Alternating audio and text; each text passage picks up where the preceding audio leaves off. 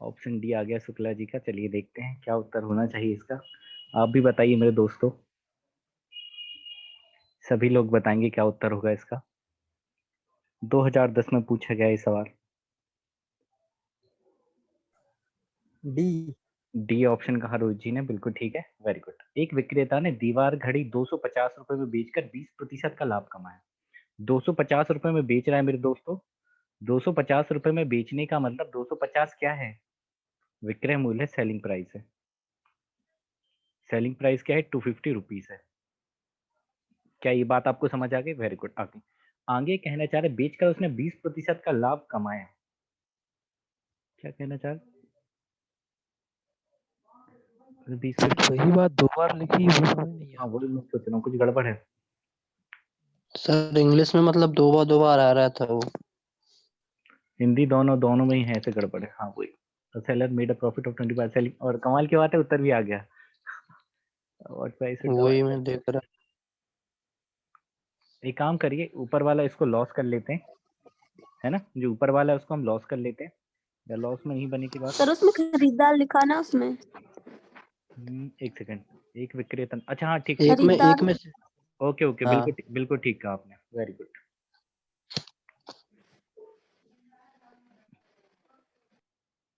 विक्रेता ने 20% का लाभ कमाया। अब जो खरीदार है जिसने खरीद लिया उसको 20% का फायदा चाहिए भाई साहब।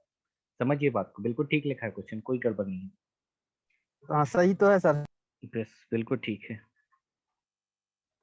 आप लोग भटका देते हो मुझे। चले वो तो आते हैं 50 मुद्दे। उसका आ जाएगा 300। ठीक है, बिल्कुल ठीक। आप पहले ये निकाल लीजिए कि जो खरीदार है उसको कितने का पड़ा है सामान। खरीदार को कितने का सामान पड़ा है? जैसे 20% का उसने प्रॉफिट कमा लिया है, ठीक है, 250 रुपए में बेचकर। तो कॉस्ट प्राइस की अगर मैं बात करूं तो कॉस्ट प्राइस आ जाएगी बड़े आराम से। ठीक है, तो आप कहेंगे 250 जो वैल्यू है, 250 जो वैल्यू है वो कितने की है? 120 की है। 250 वैल्यू किसकी है? 120 के। आपको कॉस्ट प्राइस निकालना है तो 100%, तो इंटू 100 आपने कर दिया, आ गई सीपी आ गई। तो सॉल्व कर लीजिए इसको आप। 20 से कट जाएगा कितनी बार? 6 बार। 20 से कट जाएगा 5 बार, तो ये तो पॉइंट में जा रहा है। ठीक, कोई बात नहीं, हम इतना ही रहने देते। सीपी बराबर यही लिख देते, 250 इंटू 5/6। ये सीपी हो गया। विक्रेता ने 250 रुपये खरीद कर 20% लाभ कमाया। ओके, तो जो खरीदार खरीद लिया वो 20% का लाभ कमाना चाहता है।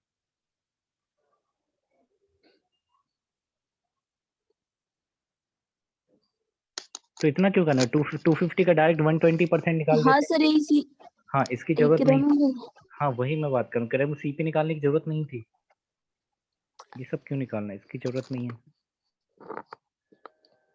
जैसे आप खुद सोचिए, ये मान लीजिए दुकानदार था, एक दुकानदार था, उसने आपको 250 रुपये में एक घड़ी बेच दी। एक दुकानदार था, उसने आपको घड़ी कितने बेच दी? 250 रुपये में। अब दुकानदार के लिए तो विक्रय मूल्य था, लेकिन आपके लिए तो अभी सीपी हो गया। आपके लिए क्या हो गया? क्रय मूल्य, क्योंकि आप 250 रुपये में खरीद के ले आए हो। अब जो खरीदार है, मतलब जो आप हो, उसे किस दाम पर बेची कि आपको 20% का प्रॉफिट चाहिए, तो आपको 250 में 120% का प्रॉफिट चाहिए। तो इनसे डायरेक्ट निकल गया एसपी बराबर 250 इंटू 120%। तो निकाल लेंगे दोस्त, 20 से 5 बार, 20 से 6 बार, 5 से कितनी बार? 50 बार, 50 से 6 में गुणा करेंगे 300, मतलब डी ऑप्शन बिल्कुल ठीक हो जाएगा। कोई सीपीपी निकालने की जरूरत नहीं थी। हमें क्या मतलब, उसको 20% का फायदा हो, 40% का फायदा हो, कोई दिक्कत नहीं है। हमें तो सिर्फ फायदा हमें कितने का चाहिए? 20% का प्रॉफिट हमें चाहिए। और हम लेके कितने का है सामान? 250 का। हम 250 का सामान लेके आए और हमें 20% प्रॉफिट चाहिए, तो 250 का 20% निकाल के जोड़ दें, या तो 250 का आप डायरेक्ट 120% निकाल दीजिए। दोनों बातें सेम ही थी। बताइए, कमाल हो गया, और हमें लगा क्वेश्चन गलत है।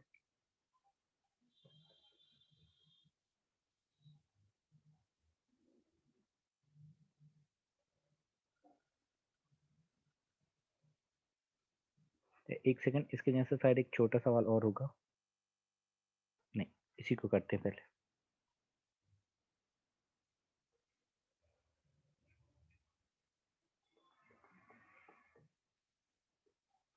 देखिए हो क्या रहा है कि x जो है, x ने एक वस्तु को 5% के लाभ पर बेच दिया y को।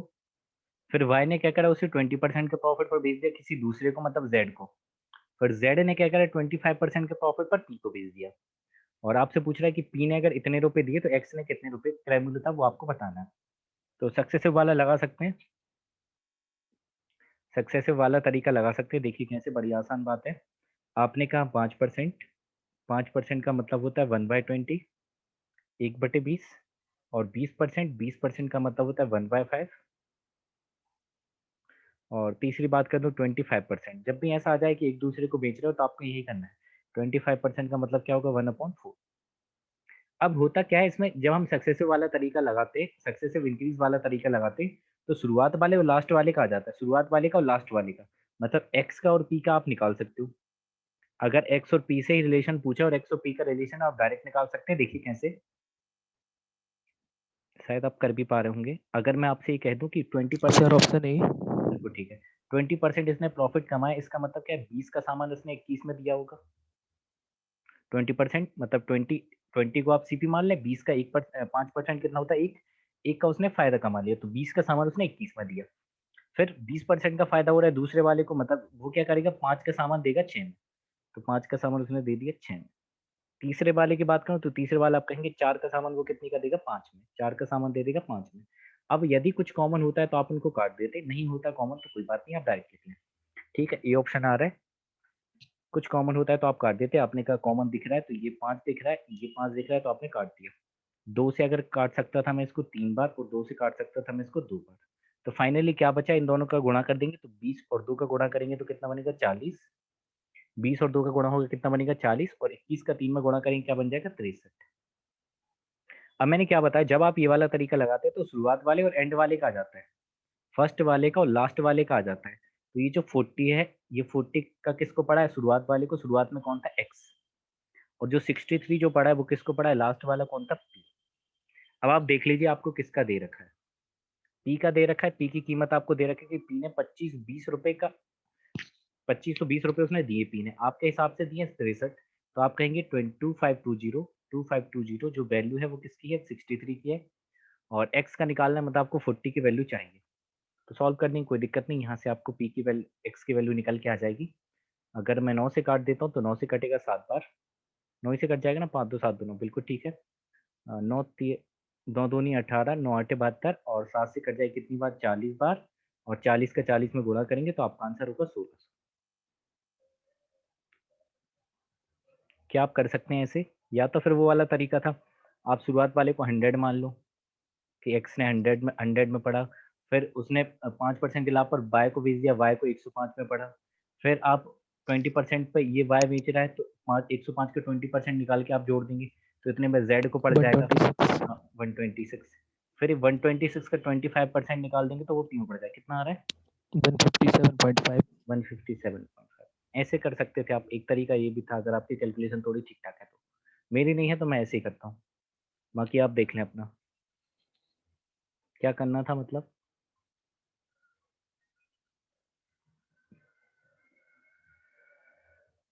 पी का दिया था, एक्स का निकालना था। कोई बात नहीं, आपको अगर मुश्किल मुश्किल लग रहा है तो ये क्वेश्चन करिए आप।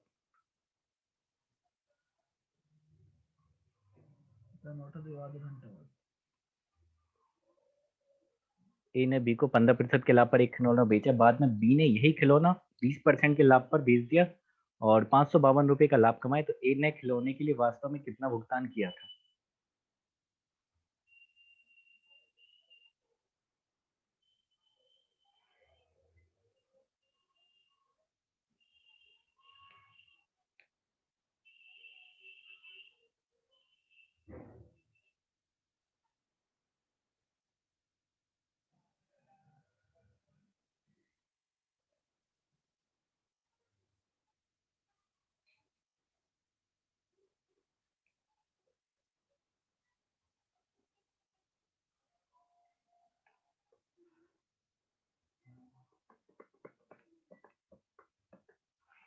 देखिए यहाँ दो ही बंदे हैं, अगर मैं बात कर दूं यहाँ से, ये ए है और दूसरा वाला बंदा है बी। ए ने बी को 15% के लाभ पर बेच दिया, तो आप कहेंगे अगर ए ने 100 में खरीदा होगा, 100 रुपए में खरीदा होगा, तो उसने 15% के लाभ मतलब 115 में बेचा होगा। मतलब बी को वो सामान कितने रुपए का पड़ा होगा, 115 का पड़ा होगा। ए ने क्या कर दिया, बी को 115 बेच दिया। अगर ए को 100 रुपए का सामान पड़ा था तो बी ने उसको उसने बी को 115 रुपए बेच दिया। अब बी ने वापस क्या करा, बी को पसंद नहीं आया और ए को फिर से वही चीज रही कि यार मुझे वो चीज वापस चाहिए, होता है ना कई बार। तो बी ने ए को यही खिलौना 20% के लाभ पर बेचा। जब चीज दूसरे के पास चली जाती तो फिर अच्छी लगने लगती। तो बी ने ए को यही खिलौना 20% के लाभ पर बेच दिया। अब 20% के लाभ पर बेच देगा इसको वापस, तो इसका आप 20% निकालेंगे। तो 115 का 20% कितना हो जाएगा? 138. ठीक है, बिल्कुल ठीक है, 23 हो जाएगा ना। हाँ, 11 दूनी 22, 6 मतलब 138 का।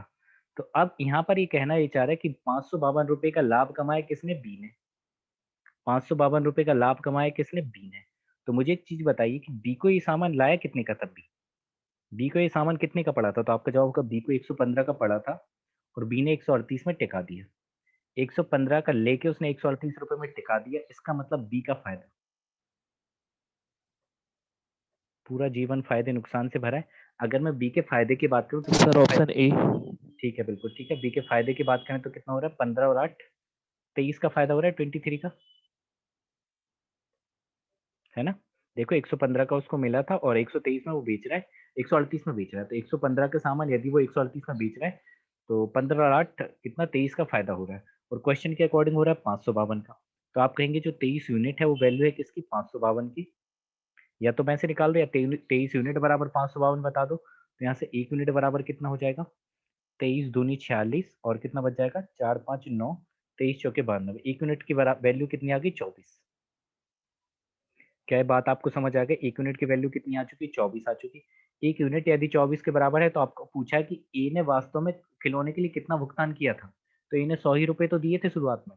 तो 1 यूनिट की वैल्यू अगर 24 है तो 100 की कितनी हो जाएगी? 24 से गुणा कर देंगे तो आपका आंसर तो 2400 ही है। समझ रहे बात को कि हो क्या रहा है? ये कहानी कुछ ऐसी है कि भाई ए ने कुछ कुछ का सामान लिया, उसको अच्छा नहीं लगा तो उसने बी को बेच दिया। ठीक है, अब सेम रेट में तो होगा नहीं। जैसे मान लीजिए 100 का लाया, इसने इसको 120 में बेच दिया। फिर हुआ क्या होगा कि बी को ए को फिर पसंद आ गया, इन्हें कहा मुझे वापस दे, तो वो कुछ ज्यादा में देगा। तो उसने क्या करा? 120 का उसने लिया, उसने 130 का इसको बेच दिया। तो अब ये जो फायदा हो गया ना, ये जो गैप है 10 का, वही गैप दे रखा है। जैसे इस क्वेश्चन में था 100 रुपए का सामान 15% के लाभ, मतलब 115 बेचा, फिर इसने 20% के फायदे पर, 20% फायदे का मतलब उसने 138 में बेच दिया। तो 115 का सामान 138 में बेच रहा है तो मतलब 23 रुपए का फायदा कमा रहा है। और 23 की वैल्यू 552 है तो एक की वैल्यू होगी 24। 100 की पूछा है तो 100 की हो जाएगी 2400। आसान था ना क्वेश्चन ये?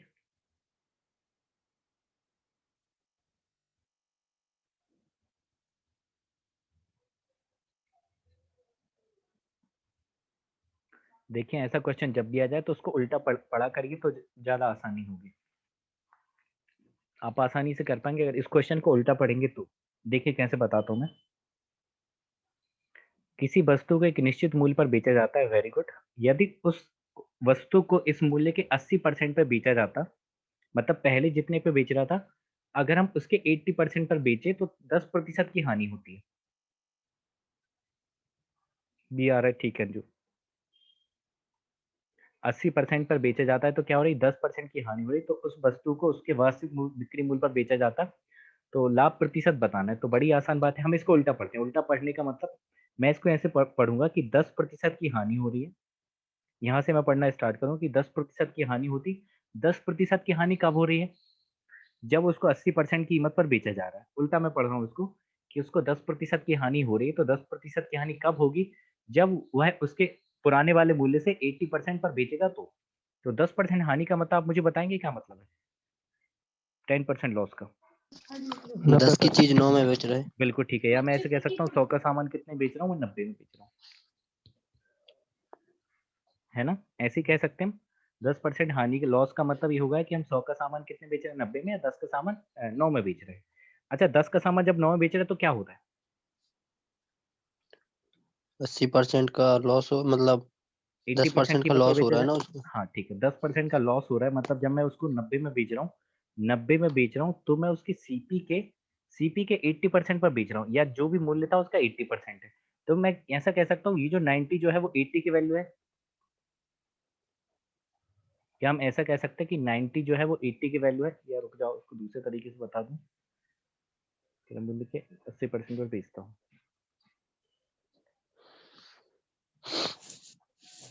यार उसको फिर इसको ऐसे ही कर लेते हैं।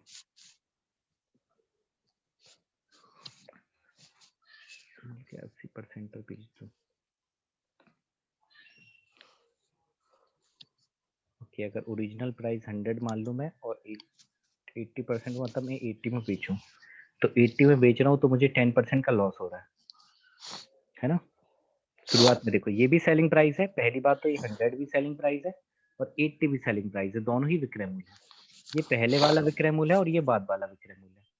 अगर मैं नामकरण कर दूं तो मैं इसको SP1 बोल सकता हूँ, इसको मैं SP2 बोल सकता हूँ, बोला जा सकता है। इसको अगर मैं 100 बोल दूं तो इसको 80 बोल दूंगा।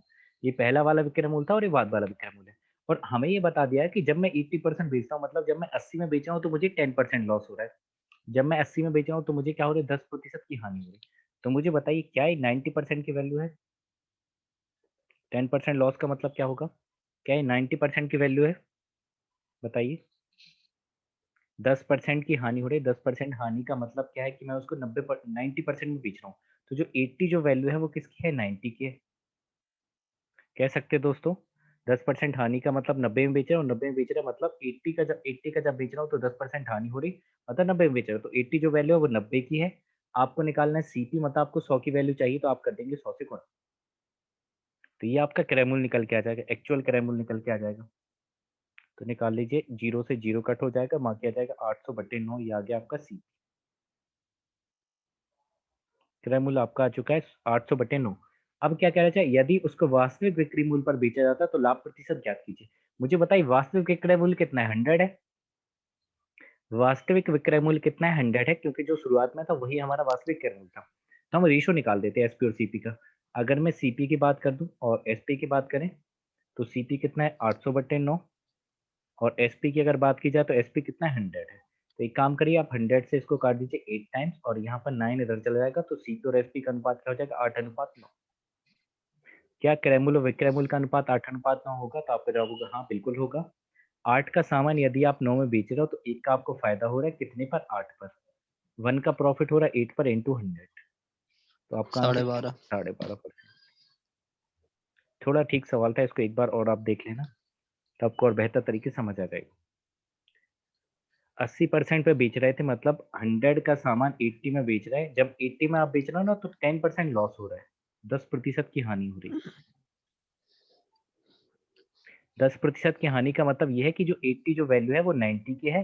सीपी निकालने मतलब आपको 100 से गुणा कर देना है। तो ये हमने यहाँ से क्रय मूल्य निकाल लिया। क्रय मूल्य निकालने के बाद हमने क्रय मूल्य और विक्रय मूल्य का अनुपात निकाले, क्योंकि वास्तविक क्रय मूल्य से चाहिए था।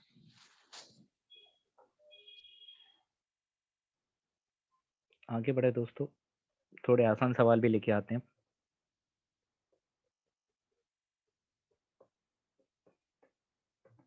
क्या इस क्वेश्चन को आप कर सकते हो?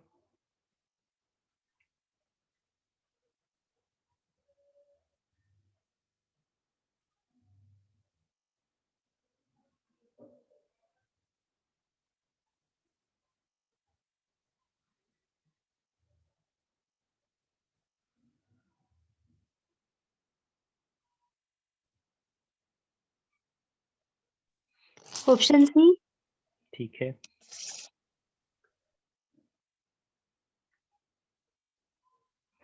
एक गायब कौन हो गया? शुक्ला जी गायब हो गए।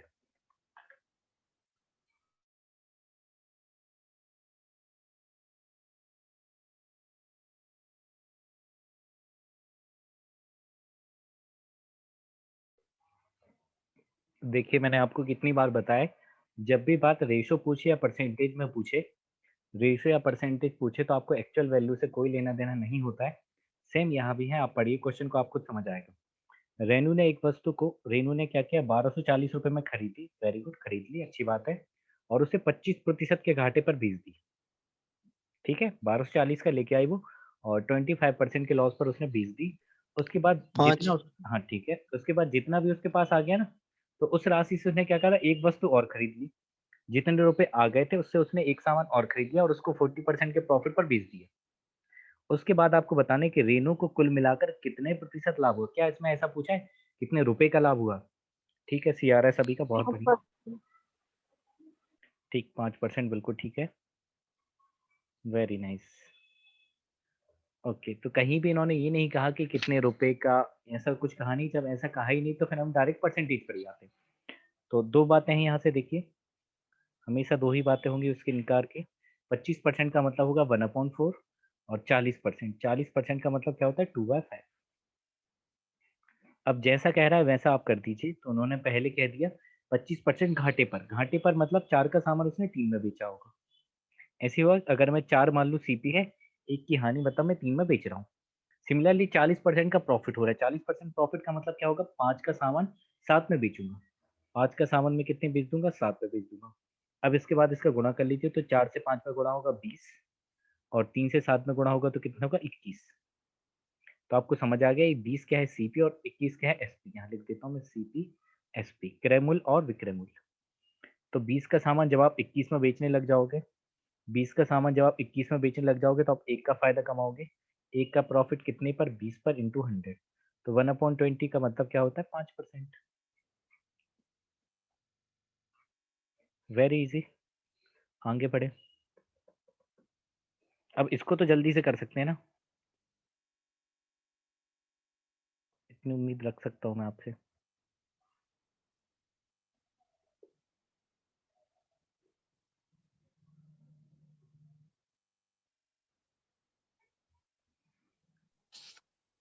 Sir option B. Okay, very good.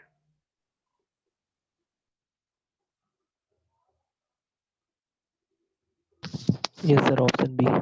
ठीक, सर ऑप्शन बी। जी बिल्कुल।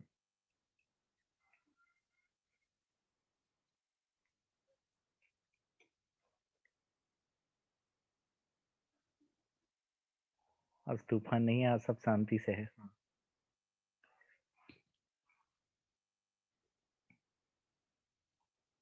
बी आ रहा है सभी का, वेरी गुड। चलिए जी, देखिए फिर से क्वेश्चन वही था सेम। 30% की हानि, 30% की हानि पर बेचा। 30% हानि का मतलब आप कहेंगे 30% का मतलब होता है 3/10। फिर इस प्राप्त राशि से उसने 60% के प्रॉफिट बेच दिया। तो 60% का मतलब क्या होता है 3/5। तो बेच दो भाई। पहले हानि पर बेच रहे हो, हानि पर बेचने का मतलब क्या है, 10 का सामान आप बेच दोगे 7 में। ये हो जाएगा सीपी और ये क्या हो जाएगा एसपी। 10 का सामान आप कितने बेच दोगे, 7 में बेच दोगे। फिर 60% का प्रॉफिट हो रहा है। 60% प्रॉफिट का मतलब 5 का सामान आप कितने बेच दोगे, 8 में। क्या ये तो सभी कर लोगे, कर लेंगे। 10 का 5 में गुणा करेंगे तो कितना आएगा 50। 7 का 8 में करेंगे तो कितना आएगा 56। तो 50 का सामान 56 में बेच रहे हो आप। तो 6 का फायदा हो रहा है कितने पर, 50 पर इंटू 100। तो 50 से 2 बार और 6 दूनी आपका आंसर कितना होगा 12%। तो 12% की तरह ये रहा गेन 12% का, बी ऑप्शन। वेरी गुड, सभी ने कर लिया। अब ऐसे क्वेश्चन को कैसे करते हैं, आइए इन पे भी डील करते हैं। एक क्वेश्चन इस पे भी आ सकता है।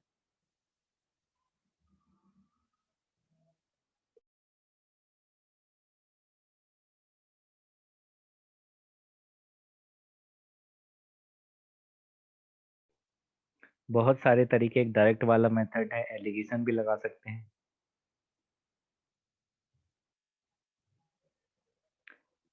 या बेहतरीन तरीका मैं बता देता हूँ उसको कैसे कर लेते हैं। 24। 24 आ रहा है, ओके वेरी गुड।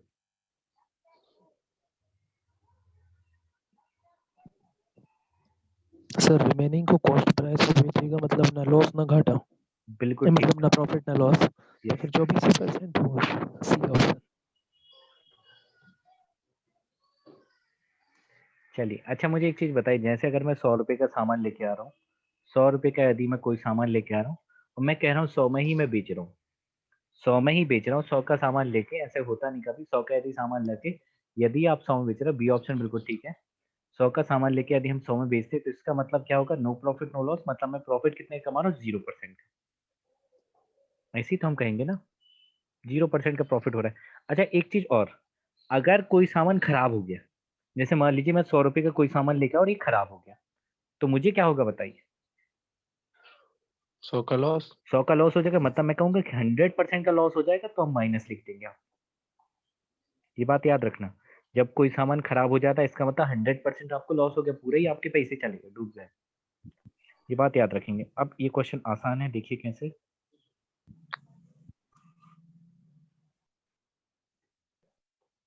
आप कहेंगे 1/3 हिस्सा है, मतलब जो 1/3 पार्ट है, 1/3 हिस्सा है, इसको आपने 24% के प्रॉफिट पर बेच दिया। तो मुझे बताइए जब 1/3 आप बेचोगे तो बचा कितना है? ठीक है, फिर से बता ही टू रहा बाई हूँ। थ्री अच्छा वो बताना है, देखो। 2/3 ओके ओके, इनको फिर से बता देता हूँ मैं कि अगर 100 रुपए का कोई सामान है, 100 रुपए का सामान है, और यदि मैं उसको 100 में ही बेच रहा हूँ, तो इसका मतलब क्या है कि मैं 0% प्रॉफिट कमा रहा हूँ, क्योंकि उतनी का ला के उतनी बेच रहा है, तो मतलब 0% प्रॉफिट है, कोई प्रॉफिट है ही नहीं। और यदि ये सामान था हमारे जो हम लेके आए थे, खराब हो गया, खराब हो गया, रास्ते में टूट गया, तो इसका मतलब आपको पूरे का पूरा लॉस हो जाएगा। आपको 100% का लॉस होगा, तो आपको माइनस लेगा, -100%। अब इस क्वेश्चन पे आ जाते हैं, प्रॉफिट हो रहा है तो प्लस होगा, और लॉस हो रहा है तो माइनस। आपने कहा 1/3 हिस्सा 1/3, तो 1/3 जो था उसको 24% प्रॉफिट, प्रॉफिट है इसलिए प्लस में ले लिया। अब प्लस, अब मुझे बताइए जब 3 में से 1 हिस्सा हो चुका है, 3 में से 1 हिस्सा हो चुका है, तो बचा कितना है? 2 हिस्सा बचा है, two two by third three बचा है। अच्छा, जो बचा हुआ हिस्सा था, शेष भाग उसने लागत मूल्य पर बेचा, मतलब सीपी पर बेच दिया। सीपी पर बेचने का मतलब क्या है कि जितने का लाया था उतने में ही बेच दिया, और जब जितने का लाया उतने में ही बेच रहा है, इसका मतलब 0% प्रॉफिट ले रहा है वो। क्या ये बात आप कह सकते थे? हाँ बिल्कुल ठीक है, आपने कह दिया। तो अब आपको पता चल गया कि जब ये 2/3 का 0 से गुणा होगा तो ये तो 0 ही बन गया। 3 से कितनी बार कट जाएगा? 8 बार, तो 8 प्लस 0, तो 8% आंसर होगा, 8% का लाभ। सर जी, हम्म 1/3 था, मतलब 3 था, कोई 3 सामान था, उसने एक बेच दिया कितने पे? 24 पे, बचा 2। हम्म, तो दो बेच रहा है वो कॉस्ट प्राइस पे, ठीक ठीक है, है। तो कॉस्ट प्राइस पे तो कुछ होगा नहीं, ठीक है। बचा एक। मतलब आप एक कहना बेच चाह रहा है रहे वो थे, 24 पे। हाँ, तो मतलब 24% का लाभ आप कहना चाह रहे हो। हाँ, आपका आंसर ही होता है, लेकिन ये देखो क्या लिखा है, उसका कुल लाभ पूछा है, कुल लाभ मतलब ओवरऑल पे बताना है उसको, टोटल प्रॉफिट तो वो बताना है कॉस्ट, टोटल। हाँ, 24 रुपए का फायदा तो तो उसको हो गया, लेकिन सामान कितने थे, हाँ, आइटम कितने थे? आइटम तो 3 थे ना, भले ही उसने उसने नहीं बेचा, प्रॉफिट पे कुछ प्रॉफिट कमाए नहीं दोनों पे, पर उसके पास आइटम तो 3 थे ना, जेब से तो उसके 3 आइटम चले गए, भले उसने सीपी पर ही बेच तो दिया अपने वाला था। एक का बताना था क्या? हाँ, एक का ही तो बताएंगे, ओवरऑल का मतलब सभी को मिला के, ओवरऑल प्रॉफिट का मतलब होगा सभी को मिला के, तो तीनों को ही मिला के ऐसे। अच्छा, समझ जाए, ठीक जैसे है। आप ऐसे समझ लो कि आप 100 रुपए के 3 आइटम लेके आए, 100 100 100, एक पे आपने 24% प्रॉफिट कमा दिया, तो इसने 124 में आपने बेच दिया। इसको आपने कॉस्ट प्राइस पर बेचा, इसको भी आपने कॉस्ट प्राइस पर 100 पर बेच दिया। तो अगर मैं बात करूं, सीपी कितना हो गया? 300, और एसपी की बात करें तो एसपी कितना हो गया? 324। तो 300 का हम्म सामान आप 324 में बेच रहा है, तो 24 का फायदा कितने पर? 300 पर इंटू 100, तो आपका आंसर कितना आएगा? 8%। वेरीफाइड जी, इसको करिए। अच्छा ये देखिए, ये कुछ क्वेश्चन में क्या करेगा, ये वाली वैल्यू नहीं देगा, मान लेगा, बोलेगा शेष बचे हिस्से को X% के लाभ पर बेचा, तो कुल मिलाकर इतने का लाभ हो रहा है, मतलब ये जो 8% इसमें निकाला गया था, कुछ कुछ क्वेश्चन में ये दिया रहेगा, आपसे इन दोनों में से एक आध कोई मिस कर देगा, जैसे इस क्वेश्चन में देखिए।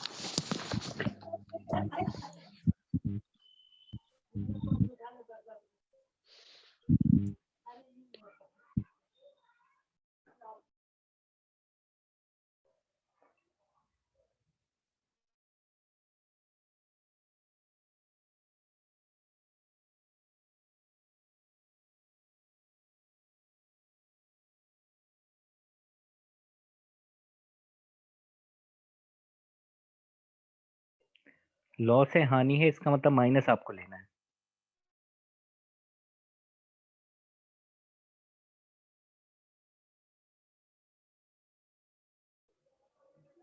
किसके लिए चाय बना रहे साहब? Sir option B. ओके,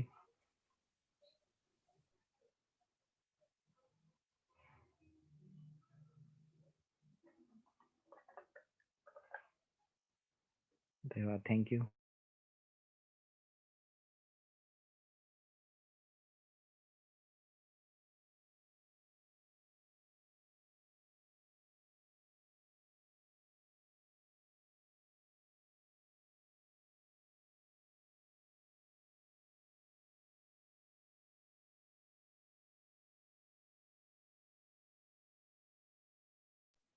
अरे इसमें तो हिंदी में वो क्वार्टर लिखा, मैं वो वाला क्वार्टर समझ रहा था।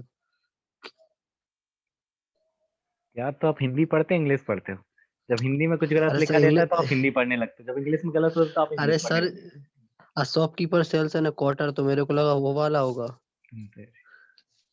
ठीक है, आप फीलिंग ले रहे हैं आप। फिर वो बहुत सही।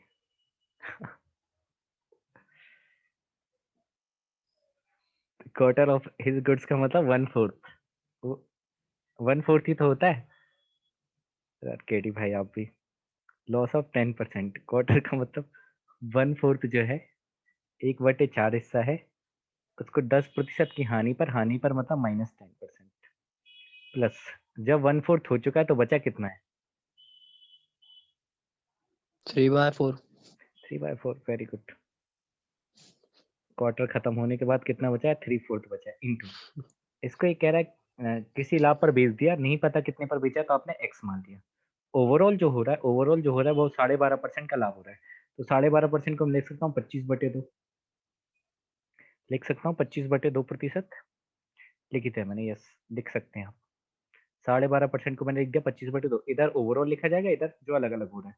अब इसको सॉल्व कर लीजिए, या फिर एक बेहतरीन तरीका आपके पास क्या हो सकता है, अगर आप नहीं चाहते हैं इसे फ्रैक्शन में बनाना, तो आप एक काम करिए, सब में 4 से गुणा कर दीजिए, पूरी इक्वेशन को 4 से मल्टीप्लाई कर दीजिए। उससे फायदा क्या होगा अभी आपको समझ आ जाएगा। अगर मैं 4 से गुणा कर देता हूँ तो ये 4 से कट जाएगा ये वाला 4, और -10 बचेगा यहाँ से। प्लस इस 4 से ये वाला 4 कट जाएगा तो केवल क्या बच जाएगा? 3x बराबर, ये 4 से जब काटूंगा तो 2 बार कटेगा, 25 दूनी क्या हो जाएगा? 50। इसका मतलब 3x की वैल्यू कितनी हो जाएगी? 50 और 10 60। 3x की वैल्यू कितनी हो जाएगी? 60। 3x सर की वैल्यू, ऑप्शन बी। ओके बिल्कुल ठीक है, तो x की वैल्यू कितनी हो जाएगी? 20। 3x बराबर यदि 60 है तो x बराबर कितना होगा? 20। तो यही आंसर है हमारा डी। सर इसको वैसे कैसे करेंगे? बताते हैं कैसे करेंगे। मतलब 10% लॉस है तो मतलब 10 का सामान 9 में बेचा दें ऐसे। ओके ओके, बता रहे।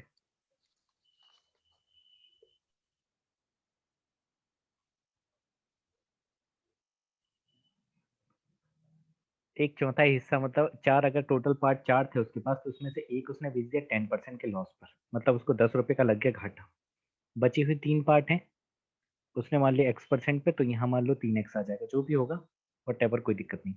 ओवरऑल जो हो रहा है देखो केडी भाई, ओवरऑल क्या हो रहा है, जो 4 आइटम थे, तीनों एक मिलाकर 4 आइटम है, यहाँ पर आपको 12% का लॉस, 12.5% का प्रॉफिट हो रहा है। 1/2% का क्या हो रहा है? प्रॉफिट हो रहा है। या इसको कैसे समझा दूं मैं संपूर्ण लेनदेन पर? ठीक ठीक, एक सेकंड, हाँ। सभी पर आपको कितने का हो रहा है? 12.5% का प्रॉफिट हो रहा है। तो 4 का आप निकाल दो कि 12.5% मतलब 25/2। तो कितना हो जाएगा दोस्ते? 2 दूनी 4, 25 दूनी यहाँ क्या हो जाएगा? 50 हो जाएगा, होगा 50। यस केडी भाई। हाँ अब इनको ही तो आपको सॉल्व हाँ। करना है, तो यही तो हमने यहाँ भी करा है, देखो वही चीज इधर भी आ रही, सेम यहाँ भी आ रहा है ऐसे। तो जब भी ऐसा सवाल आ जाए तो फिर आप ऐसी यही वाली अप्रोच लगाएं तो ज्यादा बेहतर होगा। ओके। आगे बढ़ते हैं, ये वाला देखें। बोतल आ गई, बताओ, रिया ने बोतल। ये पता नहीं कौन सा नशा करती थी। सर जी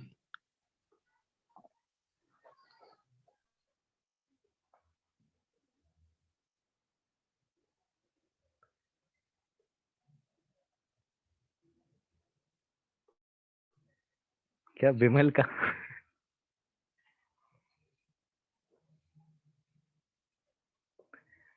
विमल रासुरी।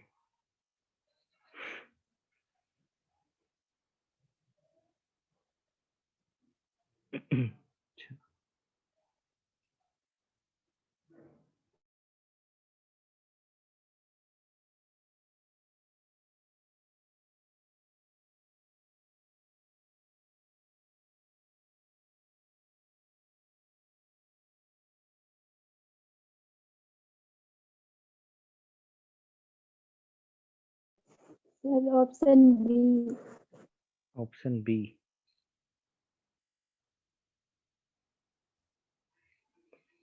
बहुत तेजी दिखाई आपने तो इस सवाल के लिए।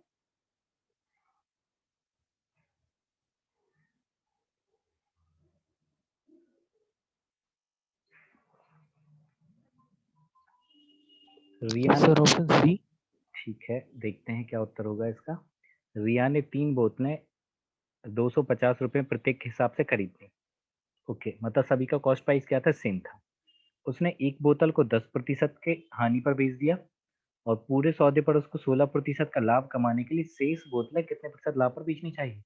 ओहो, अरे ये तो कल जैसे सवाल है, मैंने बताया था अगर सीपी सेम होता है तो क्या करते हैं, ऑल ऑफ दीज।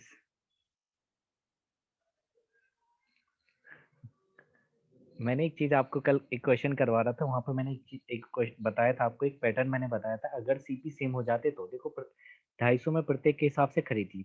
यदि सीपी सेम हो जाते हैं, सीपी यदि क्या हो जाते हैं, सेम होते हैं, बहुत सारे आर्टिकल हैं आपके पास, बहुत सारी वस्तुएं, उनके सीपी मतलब क्रैमुल समान होता है। अगर पहले वाले को x% के लाभ पर बेच रहा हूँ, दूसरे वाले को y% के लाभ पर बेच रहा हूँ, तीसरे वाले को z के लाभ पर बेच रहा हूँ, और मान लीजिए कि चौथे को आपने y की w की हानि पर बेच दिया, तो आप क्या करते थे, उन सबको जोड़ देते थे, उन सबको आपने जोड़ दिया हानि पर, इसलिए माइनस लगा दिया। प्रॉफिट जितने प्रॉफिट होंगे वो जुड़ जाएंगे, जितनी हानि होगी वो घट जाएंगी, और उनको आप डिवाइड कर देते थे कितने से, जितनी वस्तुएं होती हैं। जैसे अगर यहाँ पर 4 वस्तुएं तो आप 4 से भाग लाएंगे, 5 है तो 5 से, 10 है तो 10, 50 है तो 50। ये कब लाएंगे, जब क्रयमूल्य समान होता है, तो जब क्रयमूल्य समान होता है तब ये वाला तरीका आप लगाएंगे। तो यहाँ पर जैसे ही आपने देखा 3 बोतलें उसने 250 रुपए प्रत्येक के हिसाब से खरीदी, मतलब सबका सीपी सेम था। सीपी क्या था, सेम था, पहली बात आपको पता चल गई ये। फिर उसने क्या करा, उसने एक बोतल थी उसको 10% की हानि पर बेच दिया, पहली वाली को -10 की हानि पर बेच दिया, और पूरे सौदे में उसे 16, और शेष को, एक को 10% हानि और पूरे में उसको 16% का प्रॉफिट हो गया। शेष बोतलों को कितने प्रतिशत लाभ पर बेचे, तो मान लिया कि इसको मैंने x% के लाभ पर बेच दिया और दूसरे को भी x% के प्रॉफिट पर बेच दिया, क्योंकि दोनों का ओवरऑल ही मिलाकर आएगा, तो दोनों को इक्वल ही हम मान लेते हैं। तो पहले वाले को -10 हानि पर था, दूसरे वाले को x मान लिया, तीसरे वाले को x। अब किससे भाग लाएंगे, 3 से भाग लाएंगे, क्योंकि 3 वस्तुएं और 3 बोतल हैं, तो 3 से भाग, 4 होती तो 4 से, 5 होती तो 5 से, 3 ही होगी कैपेसिटी उनकी, तो उन्होंने 3 से हमने भाग लगा दिया। ओवरऑल मिलाकर कितने का लाभ हो रहा है, 16 का, तो आपने 16 कर दिया। इस तरफ क्या लिखा जाता है, ओवरऑल लिखा जाता है, तो आपने कहा ठीक है, 16 से 3 में गुणा करने कितना होगा, 48, मतलब -10 प्लस 2x बराबर कितना, 48। ये -10 48 से उधर जाके जुड़ जाएगा, इसका मतलब 2x की वैल्यू कितनी हो जाएगी, 58, 58 हो जाएगी 58। ये -10 है, इधर जाके जोड़ेगा तो -10 प्लस 48 बराबर 58। तो 2x की वैल्यू यदि 58 है तो x की वैल्यू क्या होगी, 29, 20। तो 29% सी ऑप्शन बिल्कुल ठीक है। ऐसे ही करना होगा इसको, दोनों को इक्वल मानना ही पड़ेगा आपको, या तो आप ऐसे कर सकते थे, हटाइए आप। सर वो 1/3 कर, वो ओके 2/3 में भी सेम प्रोसेस। हाँ, सेम प्रोसेस आ जाएगा, देखिए बता देते हैं कैसे। अगर मैं कह दूं 3 बोतलें थी, तो 3 बोतल में से एक उसने बेच दी ना, 3 में से अगर एक बेची तो 1/3, बाद में सस्ती बिकती है 1-2 रुपए की, तो 3 बोतलों में से उसने एक बोतल बेच दी, कितने की, 10% की हानि पर, तो आपने ले लिया -10 इंटू -10 इंटू लिखना है यहाँ,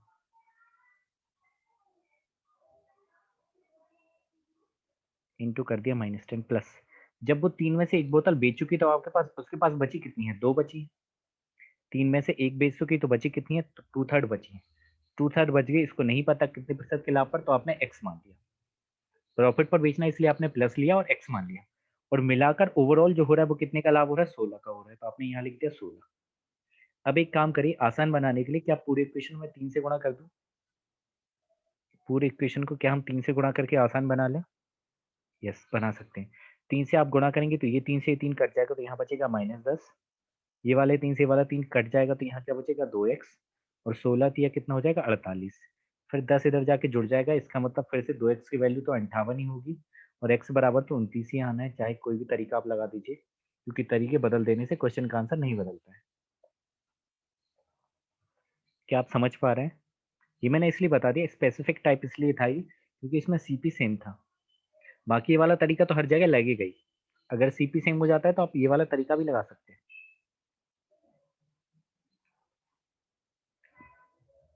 ठीक है दोस्तों, आगे बढ़े मेरे दोस्तों। बहुत बढ़िया, आगे बढ़ते हैं, इसको करके बताइए।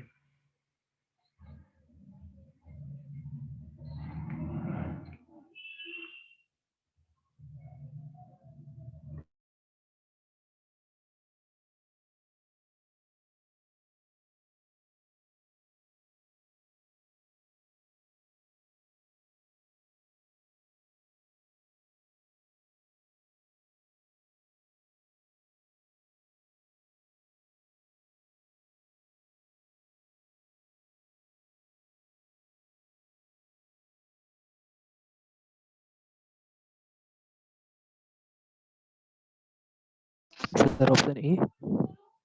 ठीक है, बिल्कुल ठीक है।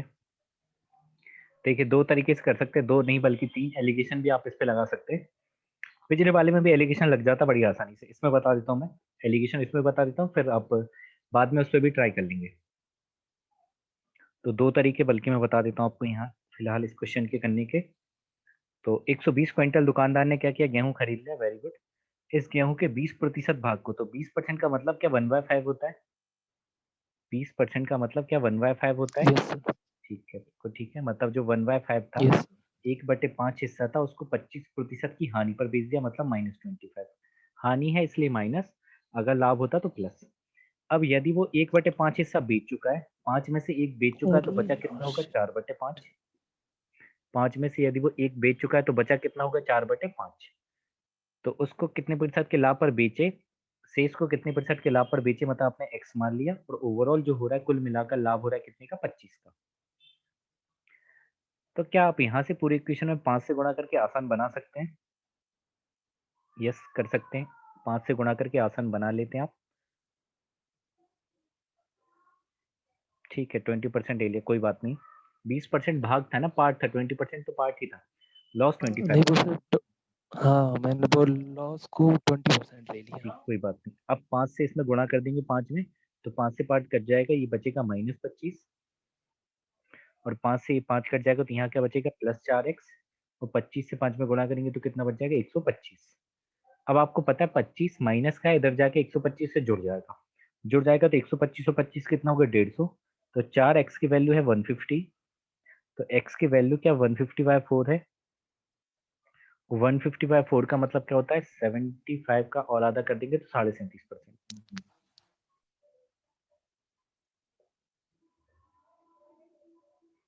37.1/2% इसका आंसर है। एक तो ये तरीका हो गया इसको करने का, या दूसरा अगर आपको एलिगेशन आती तो आप एलिगेशन भी लगा सकते थे। देखिए, एलिगेशन वाला ही बता देता हूँ मैं।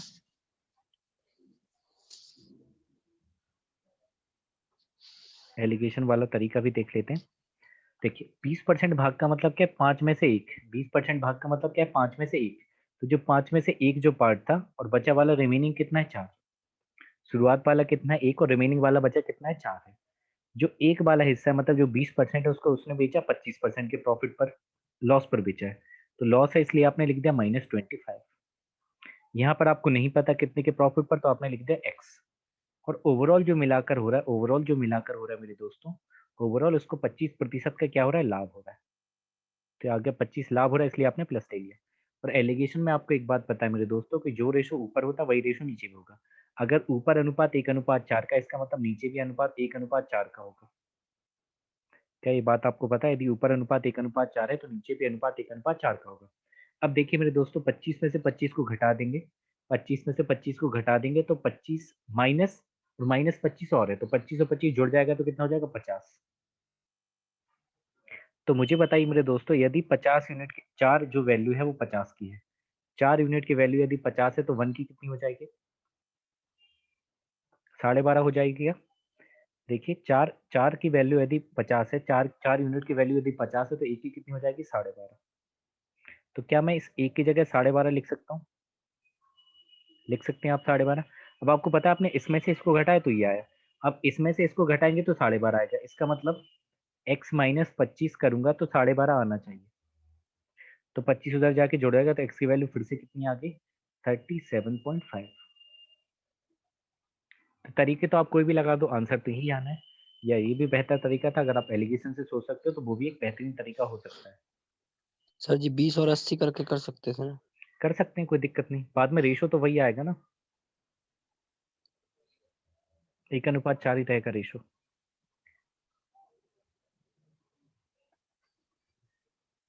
ये जगह क्यों छोटी है? ओके ठीक है, चलिए समझ गया क्यों जगह छोटी है। यहाँ पर मुझे एक चीज आपको बतानी है कि यदि विक्रयमूल समान होता है, विक्रयमूल यदि क्या होता है, समान होता है, एसपी यदि सेम होता है, तो बता देता हूँ क्या सेम बनेगा। एसपी क्या होता है, सेम होता है, मतलब यदि दो आर्टिकल को आप बेच रहे हो, दो वस्तुओं को बेचा जा रहा है, फर्स्ट जो वस्तु है, पहला आर्टिकल है, पहली वस्तु है, उसको आपने x% के लाभ पर बेच दिया, प्रॉफिट पर। पहली वस्तु को आपने x% के लाभ पर बेच दिया, और दूसरी वस्तु है, उसको आपने x% की हानि पर बेच दिया, लॉस पर आपने बेचा। ठीक है, सीपी सेम का बता रहा हूँ, एसपी सेम का बता रहा हूँ, सीपी सेम का तो बता चुके हैं हम। और पहले को आपने बेचा x% के लाभ पर, दूसरे को आपने x% की हानि पर बेच दिया। तो इस केस में आपको याद रखना है कि ओवरऑल जो होगा वो क्या होगा, हमेशा लॉस होगा, हमेशा हानि होगी। और वो हानि कितने के बराबर होगी, आपने रट के रखा होगा जरूर, x² बटे x square by 100। x² bye 100% की क्या होगी, हानि होगी, लॉस होगा। ये आपने रट के रखा होगा। कब, लेकिन ऐसा कब होगा, जब पहली बात तो कंडीशन क्या होगी, विक्रय मूल्य समान होगा, तब पहली कंडीशन विक्रय मूल्य समान होने चाहिए। दूसरा, उतने ही लाभ पर बेचे, दूसरे को उतनी ही हानि पर। जैसे अगर ये 20 है तो ये 20, ये 40 है तो ये 40, ये 50 है तो ये 50, दोनों सेम होने चाहिए तब। एक को उतने ही लाभ पर और दूसरे को उतनी ही हानि पर यदि हम बेचेंगे, तो हमेशा और हमेशा आपको हानि होगी, x² बाय 100% की हानि होगी। अब अगर आप इतना याद रख सकते हैं तो इससे चीजें कितनी आसान हो जाएगी। नहीं भी याद रखोगे तो भी क्वेश्चन तो सॉल्व हो ही जाएगा। जैसे बता देता हूँ, ये सवाल है, इसका आंसर क्या आप बता सकते हो बिना पेन चलाए?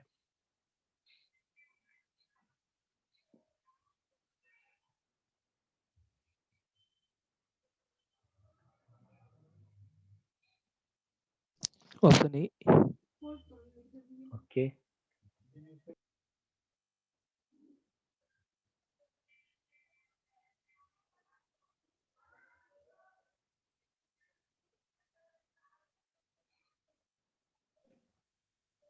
Sir option A. ठीक है, बिल्कुल ठीक है।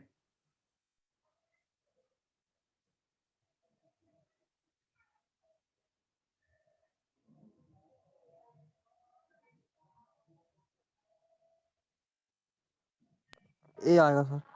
ठीक, बिल्कुल ठीक है सर ऑप्शन ए। जी। देखिए, पहली बात तो क्वेश्चन में क्या क्या दे रखा है, उन्होंने कह दिया दो वस्तु में से प्रत्येक को इतने में बेचा जा रहा है, 9,431 में प्रत्येक को बेचा जा रहा है। इसका मतलब एसपी सेम है, दोनों का विक्रय मूल्य क्या है, समान। पहली कंडीशन तो ये थी, विक्रय मूल्य समान होना चाहिए। दूसरी बात ये क्या कह रहा है, एक को 23% के लाभ पर, एक को 23% के प्रॉफिट पर, दूसरे को 23% हानि पर। मतलब ये भी सेम मिल गया आपको, एक को उतने ही लाभ पर, दूसरे को उतनी हानि पर अगर उन्होंने बेच दिया। तो कुल मिलाकर आपको पूछा है, परसेंटेज में पूछा है, तो आपको पता है हमेशा हानि होगी, x² बाय 100% की हानि होगी। तो x² का मतलब 23 का स्क्वायर बटे 100। तो 23 का स्क्वायर कितना होगा, 529, और डिवाइड कर देंगे तो 5.29% की हानि, मतलब ए ऑप्शन खत्म। ये क्वेश्चन कुछ ऐसे आते हैं जिनको देखते ही उसका आंसर बताना, इसका क्या होगा? Option D. Option D. गजब, D. Option D. Yes yes, गणित के देवता हैं आप सभी साक्षात। 13% के लाभ पर बेचा है, दूसरे को 13% की हानि पर बेचा, और प्रत्येक को इतने बेच रहा है। तो आपको पता है 1.69% की हानि होगी। पेन तो नहीं चलाना था।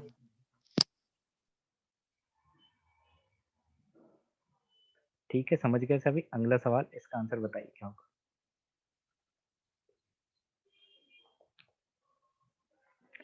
क्या अब सेम नहीं है, बताइए।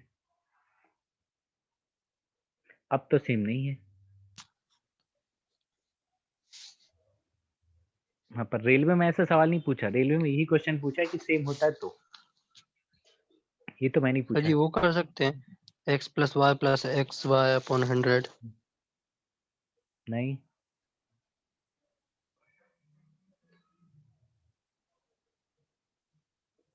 करके देखो उससे क्या आ रहा है। इनमें तो लग जाता है, x प्लस वाई वाला इसमें तो लग जाता है। नहीं इसमें भी क्यों लगेगा, इसमें भी नहीं लगेगा वो तो वो कहाँ लगता है फिर? वो यहाँ नहीं बताएंगे, अभी आगे आएंगे क्वेश्चन। देखिए, दो वस्तुओं में से प्रत्येक को जब ऐसा क्वेश्चन आ जाए और कुछ सेम ना रहे, इतने रुपए के मूल्य पर बेचा जाता है, इतने रुपए मूल्य पर बेचने का मतलब क्या है? प्रत्येक को, दोनों को, प्रत्येक को इतने बेचा जा रहा है, मतलब दोनों का विक्रय मूल्य तो समान है, ये बात आपको पता चल गई। आपको पहली बात ये पता चली कि दोनों का विक्रय मूल्य समान है, सेम है, दोनों का विक्रय मूल्य इक्वल है, ये बात आपको पता चली। उनमें से एक वस्तु को तो उसने बेच दिया 15% के लाभ पर और दूसरे को बेचा 13% की हानि पर। अब समझते हैं, देखिए कैसे करेंगे। तो आप यहाँ से देखेंगे 15%, 15% का मतलब होगा 3/20 या 100 ही मान लें, क्या करें, ठीक है ही मान लेते हैं। 13% की बात करते हैं 13%, 13% होगा 13/100, ये हो जाएगा। अब इसको सॉल्व कर लेते हैं यहाँ से। पहली वस्तु के लिए अगर मैं बात करूँ, फर्स्ट आर्टिकल ये हो जाएगा और ये हो जाएगा सेकंड आर्टिकल। यहाँ मैं लिखे दे रहा हूँ सीपी और यहाँ मैं लिखे दे रहा हूँ एसपी। तो क्या पहली वस्तु के लिए आप मुझे बताएंगे 20 का सामान अगर मैं 3 का लाभ कमा रहा हूँ, 15% का मतलब 3, तो 20 के सामान पे यदि मैं 3 का लाभ कमा रहा हूँ, इसका मतलब मैं 20 के सामान को 23 में बेचना चाह रहा हूँ। क्या यही बात है दोस्तों? है यही बात। आगे बात करें, आगे यदि मैं बात करूं तो दूसरे पे 13% की हानि हो रही, मतलब मैं 100 का सामान, मैं 100 का सामान कितने में बेच रहा हूँ? 87 में बेच रहा हूँ। 100 का सामान कितने बेच रहा हूँ दोस्तों? 87 में बेच रहा हूँ। अब मुझे एक चीज बताइए, क्वेश्चन में क्या बोला जा रहा है? क्वेश्चन ने क्या बोला है? सर इसकी टोटल सीपी को उसकी सीपी से कंपेयर करा दें क्या, मतलब एसपी से? नहीं नहीं नहीं, पहले आप समझ नहीं रहे बात को। इन्होंने ये कहा है कि दोनों का विक्रय मूल्य समान है, अभी नहीं कर सकते आप। इन्होंने ये कह दिया कि दोनों का विक्रय मूल्य क्या है? समान है। तो मुझे बताइए, दोनों का विक्रय मूल्य समान है क्या? इसमें आपको समान दिख रहा है दोनों का विक्रय मूल्य? ये तो 23 नहीं। और 87 है, तो आपको इनको इक्वल करना पड़ेगा। तो थोड़ा सा कैलकुलेटिव मुझे लग रहा है। 23 और 87 किसी के टेबल में आते हैं दोनों? 23 तो प्राइम नंबर है, किस में आएगा? नहीं आएगा। आप क्या करिए, ऊपर वाले में 87 से मल्टीप्लाई कर लेते हैं और नीचे वाले में 23 से कर लेते हैं। और कोई चारा मुझे दिख नहीं रहा अभी फिलहाल, तो विक्रय मूल्य को समान करना पड़ेगा। तो करके देख लेते एक बार। 87 में अगर मैं 20 से गुणा कर दूं तो मैं यहाँ लिख दे रहा हूँ, इसके बाद ये जो गुणा करने वाली बात है ना, इसके बाद मैं यहाँ लिख दे रहा हूँ आपको, यहाँ सीपी और यहाँ एसपी। 87 में 20 से कर दीजिए गुणा, कितना बनेगा? और 1740। 1740 और यदि आप 23 में 87 से कर रहे तो 23 इंटू 87, ये बनेगा 2001। बहुत बड़ा जा रहा है ये तो। और 23 का 100 में करेंगे तो 23 को, इसकी और जुगाड़ो देखेंगे। और 87 का 23 में करेंगे तो फिर से 2001 आ जाएगा, कोई दिक्कत नहीं है। अब यहाँ से आप ओवरऑल सीपी और ओवरऑल एसपी निकाल दीजिए। तो सीपी क्रय मूल्य की बात करूंगा तो 0, 4, 7, 3, 10 का 0, 1, 2 और 1, 3 और 1, 4, 4040 तो क्रय मूल्य हो गया। और विक्रय मूल्य की बात करें तो विक्रय मूल्य कितना हो गया? 4001, 4002। विक्रय मूल्य कितना हो गया? 4002। यहाँ पर तो आपको समझ आ रहा है कि लॉस ही हो रहा है, हानि ही हो रही है। 4040 का सामान, 4040 का सामान आप 4002 में बेच रहे हो, तो आपको हानि हो रही। कितने की हानि हो रही भैया? 38 की हानि हो रही। कैलकुलेटिव सवाल है ये, नो डाउट।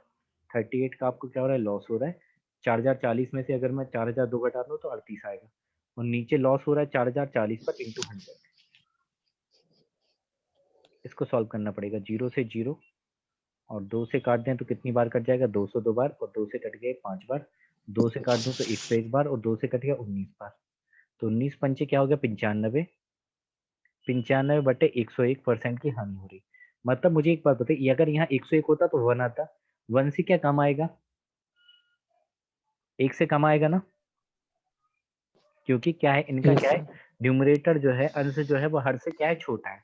हर से यदि छोटा है, इसका मतलब जो हमारा आंसर होगा वो 1 से कम आएगा। 1 से कम देखो और हानि हो रही, इसका मतलब आपका आंसर तो यही आएगा।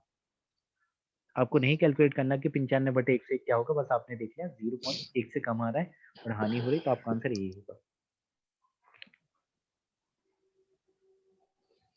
और ऐसे ही एग्जाम में भी करना है आपको। बस यहाँ पर विक्रय मूल समान बोला था तो विक्रय मूल समान करना है, या पहले से अगर हम विक्रय मूल को सेम करके चलें तो। एक सेकंड रुकिए, मैं करके देखता हूँ। आपके पास भी यदि कोई दूसरा तरीका तो आप देखें इसकी जुगाड़। 15% प्रॉफिट यदि हम बात तो वही पड़ जाएगी। इतनी मेहनत तो करनी ही पड़ेगी आपको। चलिए आगे बढ़ते हैं। क्या इसको तो आप कर पाओगे? आप छोड़ दूं इसको आपके लिए? Yes sir. ठीक है चलिए, सेम है, इसको आप कर लेना।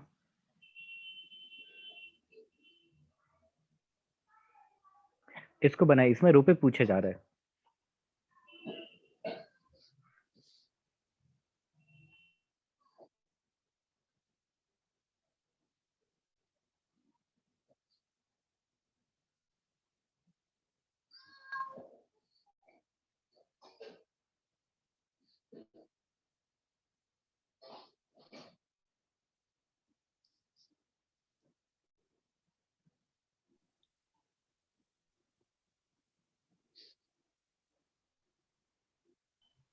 चलिए देखिए, हम बताते हैं इसमें क्या गलती होती है, क्या आप गलती कर जाते, बताता हूं मैं। जैसे एक बात आपको समझ आ गई कि दोनों का विक्रय मूल्य समान है, एसपी क्या है, दोनों का सेम है, तो मुझे बताएंगे टोटल एसपी क्या होगा, कुल विक्रय मूल्य। कुल विक्रय मूल्य की अगर बात की जाए तो कुल विक्रय मूल्य 12,000 का प्रत्येक है। प्रत्येक घोड़ा और एक घोड़ा और एक गाय है, दोनों को 12,000 रुपए में, प्रत्येक को 12,000 बेचा जा रहा है, मतलब दोनों का मिलाकर विक्रय मूल्य कितना है, 24,000। दोनों का मिलाकर विक्रय मूल्य कितना है, 24,000 रुपये। ये बात आपको समझ आई, क्योंकि 12,000 के दोनों बेचे जा रहे हैं, घोड़ा भी 12,000 का और गाय भी 12,000 की, तो दोनों मिलाकर 24,000 रुपये का बेचा जा रहा है। और इन्होंने कह दिया कि जो घोड़ा है उसको 20% के प्रॉफिट पर और गाय को 20% की हानि पर। तो क्या वही वाला केस आ गया, एक को उतनी ही प्रतिशत लाभ और दूसरे को उतनी ही प्रतिशत की हानि पर? तो मुझे बताए इस केस में क्या आपको केवल और केवल हानि होती है? क्या इस केस में केवल और केवल आपको हानि होती है? तो आपका जवाब होगा हाँ, हानि होती है। तो अब इसको बिना सॉल्व कर भी आप इसका आंसर लगा सकते हैं। देखिए, मैं अपने क्वेश्चन अपनी मर्जी से क्वेश्चन नहीं बनाया। लाभ आपको पता है नहीं हो सकता, लाभ आपको पता नहीं हो सकता, कोई लाभ या हानि तो हो ही नहीं सकता, तो क्या हमारा यही आंसर होगा? अभी देखा जस्ट मैंने, अब आगे बताते हैं सॉल्व कैसे करना है प्रॉपर, वो बता देता हूँ। आपको एक बात पता है, इस केस में लॉस होगा ओवरऑल। लॉस कितनी का होता है, एक्स स्क्वायर बाय 100% का लॉस होता है। एक्स स्क्वायर बट्टे 100% की क्या होती है, हानि होती है। एक्स की जगह आप रखेंगे 20, तो 20 का स्क्वायर बाय 100% की हानि, मतलब आपको एक बात पता चल गया कि 4% की हानि हो रही, 4% की क्या हो रही, हानि हो रही। देखिए सोना बिल्कुल नहीं है, मैं भी जाग रहा हूँ, आपको भी जागना है। 4% की क्या हो रही, हानि हो रही है। 4% का क्या हो रहा है, लॉस हो रहा है। अब यहाँ से समझिए आप चीज को, अगर क्रय मूल्य को 100% मानूंगा, दोनों के क्रय मूल्य को यदि मैं 100% मानता हूँ, सीपी को कितना मानता हूँ दोस्त, 100% मानता हूँ, और लॉस कितने का हो रहा है, हानि कितनी हो रही, 4% की, तो विक्रय मूल्य कितना होगा? यदि 100% क्रय मूल्य है और 4% की हानि हो रही है, इसका मतलब विक्रय मूल्य कितना होगा, 96। 96%। तो क्या आपको विक्रय मूल्य दे रखा है? यस, विक्रय मूल्य दे रखा है, कुल विक्रय मूल्य दे रखा है 24,000। बताता हूँ बच्चे गलती क्या करते, बच्चे यहाँ पर क्या करते, 96 की जगह यहाँ 12, सॉरी, जो 24,000 की जगह 12,000 ले लेते हैं, जबकि 12,000 तो एक का था, आपको दोनों का चाहिए। तो 96 चलिए जो यही किया मैंने। हाँ वही किया होगा। तो 96 जो वैल्यू है, आप कहेंगे 24,000 जो वैल्यू है, 24,000 जो है वैल्यू कितनी की है, 96 की, 96 की वैल्यू है। 24,000 वैल्यू किसकी है, 96 की है। आपको क्या निकालना है, पूरे लेन देन का परिणाम क्या रहा, परिणाम रहा मतलब हानि, परिणाम क्या रहा है, हानि ही तो रही है। हानि कितनी की, 4%। तो 24,000 वैल्यू है 96 की, आपको 4 की बतानी, इसलिए आपने 4 से गुणा कर दिया। तो 4 से कट जाए कितनी बार दोस्त, 24 बार, और 24 से कट जाएगा 1,000 बार, तो 1,000 रुपए की हानि आपको होगी। या तो आप इस क्वेश्चन को सॉल्व करके कर लीजिए, या फिर बिना सॉल्व करे भी आप इस क्वेश्चन का आंसर बता सकते हैं। अगर ये तरीका नहीं जमा है तो आप बताइए, मैं दूसरा तरीका जमा दूं।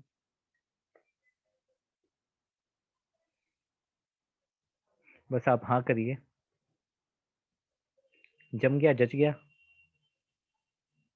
ठीक है फिर।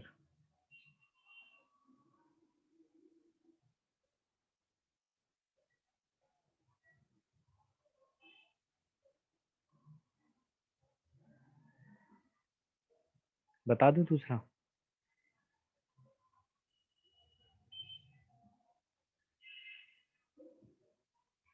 देखिए दूसरा भी बता ही देते हैं।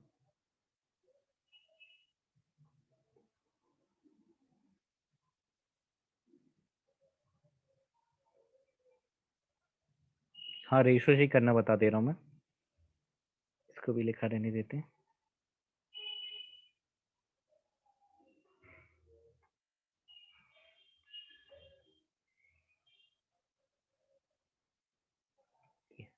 चलिए रेशो से बता देता हूँ। 20% की हानि पर बेच रहा हूँ पहले घोड़े को, लाभ पर बेच रहा हूँ, तो 20% का मतलब क्या ये होगा कि 5 का सामान आप 6 में बेचोगे। घोड़े की बात करें तो 20% प्रॉफिट मतलब 5 का सामान 6 में। गाय को आपने बेचा है, हानि पर बेचा है 20%, इसका मतलब गाय को तो आपने 5 का सामान आपने 4 में बेच दिया। अब आपको पता है दोनों का विक्रय मूल्य समान है, तो दोनों के विक्रय मूल्य को पहले तो आपको समान करना है। समान करने के लिए ये 6 है ये 4 है, तो इसमें 2 से गुणा और इसमें 3 से गुणा, तभी तो ये बराबर होगा। तभी तो क्या होगा, ये बराबर होगा। तो 2 से गुणा करने के तो 2 पंची कितना बन जाएगा 10, और 6 दूनी कितना बन जाएगा 12, और 3 से सर गुणा 150 144 आ रहा है रेशियो। ठीक है, 3 5 15 और 3 4 कितना हो गया 12। अब मुझे एक चीज बताइए, इसका मतलब आपको क्या पता चल गया, जो गाय थी उसको आपने, घोड़ा था उसको 10 रुपए में खरीदा, और जो गाय थी उसको आपने 15 में खरीदा। तो दोनों मिलाकर आपने कितने खरीदे, 15 और 10 25 में आपने खरीद लिए। और बेचने की बारी आई तो आपने कितने बेचे, 24 में बेचे। बेचने की बारी आई तो आपने कितने बेचे, 24 में बेचे। ये बात ध्यान रखना। अब मुझे बताइए दोनों को मिलाकर आपने, आपके अकॉर्डिंग आपने 24 में बेचा है, आपके अकॉर्डिंग आपने 24 में बेचा, पर क्वेश्चन के अकॉर्डिंग है 12,000 में। तो 24 जो वैल्यू है वो है 12,000 की। 24 यूनिट कितने के बराबर है, 12,000 के बराबर। तो 1 यूनिट बराबर कितना होगा दोस्त, 12 से कट जाएगा 2 बार, तो 2 पंचे 10, 500 के बराबर हो जाएगा आई थिंक। नहीं नहीं नहीं 500 नहीं, क्या 12 से 2 बार कट जाएगा, 1,000। अच्छा पूरे लेन देन का परिणाम, ठीक है 1 यूनिट 500 के बराबर होगा। 500 के बराबर होगी 1 यूनिट। दोनों को ऐड किया तो 24 को आ जाएगा। ओके ओके ठीक ठीक बिल्कुल ठीक है, मैंने गड़बड़ कर दिया। वही जो मैं आपको बता रहा था वही मैंने गलती कर दी। यहाँ पर 24 की वैल्यू 24,000 ही होगी।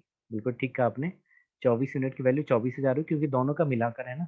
24 यूनिट की वैल्यू 24 के, तो 1 यूनिट की 1 के का मतलब 1000। 1 यूनिट की वैल्यू क्या होगी 1 के। अब आपको चाहिए कि 25 का सामान आपने 24 में बेचा है, मतलब एक की हानि हुई 1 यूनिट की। 1 यूनिट की वैल्यू क्या है 1 के, तो 1 के ही तो आपका आंसर है। ऐसे भी कर सकते थे, ठीक है हाँ रेसो से कर सकते हैं तो डायरेक्ट आ जाएगा, इससे कर लीजिए। ये वाला बताइए, ऐसा क्वेश्चन जब भी आपके जीवन में आए तो बताता हूँ क्या करना है।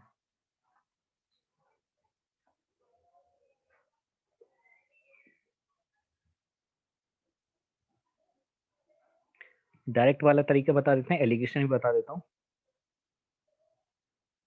अगर ऐसा सवाल कभी भी अगर आपके जीवन में आता है, आपसे कहता है एक आदमी ने 2 टीवी सेट को इतने रुपए में खरीदा, दोनों को मिलाकर खरीदा। आपकी बार ऐसा नहीं बोला कि प्रत्येक को इतने में खरीदा, नहीं, दोनों को मिलाकर इतने रुपए में खरीदा है। उसने एक टीवी को 17% के लाभ पर, 17% के प्रॉफिट पर बेच दिया, और दूसरे को उसने 11% की हानि पर बेच दिया। तो पूरे लेन, ठीक है, एक को 17% प्रॉफिट, दूसरे को 11% हानि, और पूरे लेन देन का परिणाम क्या रहा, ना तो लाभ हुआ ना ही हानि हुई। तो प्रत्येक टीवी का सीपी आपको बताना है। तो मान लीजिए ये वाला है फर्स्ट टीवी, एलिगेशन से बता देना फर्स्ट टीवी, और ये वाला सेकंड टीवी। पहले टीवी की बात करें तो आपको 17% प्रॉफिट हो रहा है, तो आपने प्लस का 17 ले लिया। दूसरे पर 11% की हानि हो रही, तो आपने ले लिया -11। अच्छा ओवरऑल क्या हो रहा है, ओवरऑल तो आपको 0% ही मिल रहा है ना, क्योंकि ना तो लाभ हो रहा है ना ही हानि हो रही।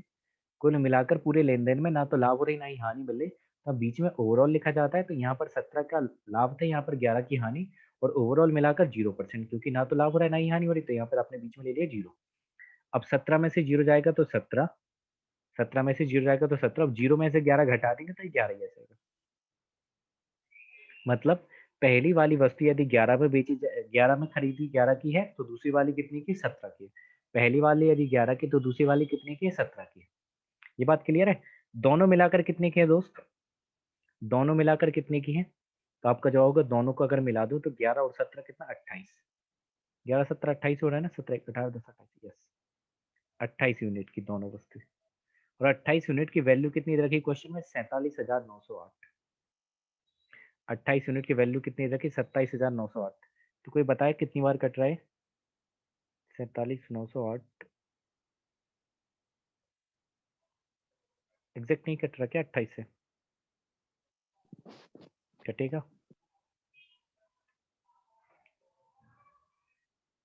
एक काम करते हैं, 14 से कटेगा ना, 14 से काट देते हैं।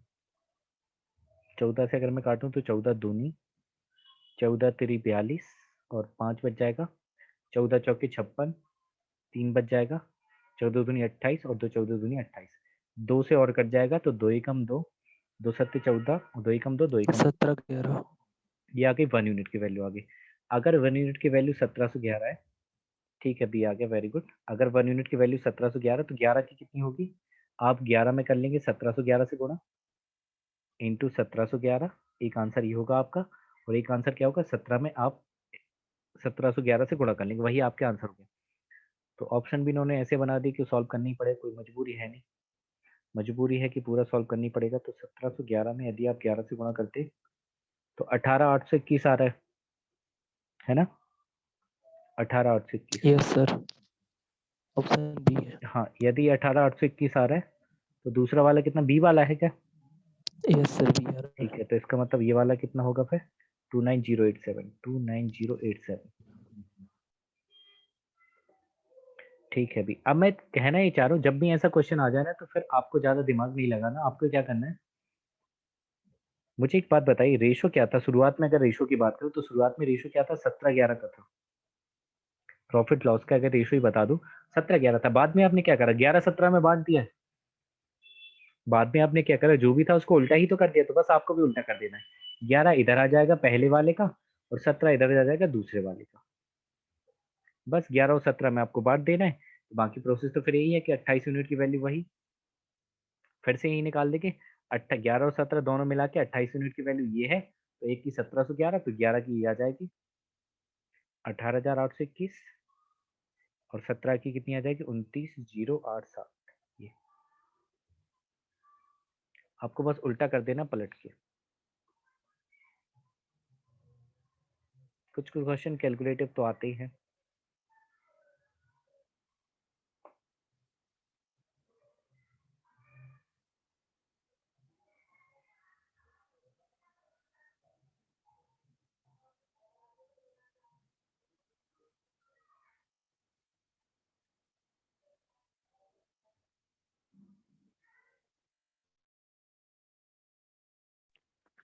सर ऑप्शन सी।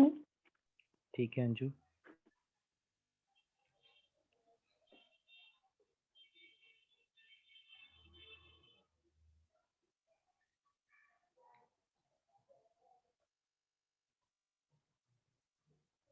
सी आ गया, वेरी गुड।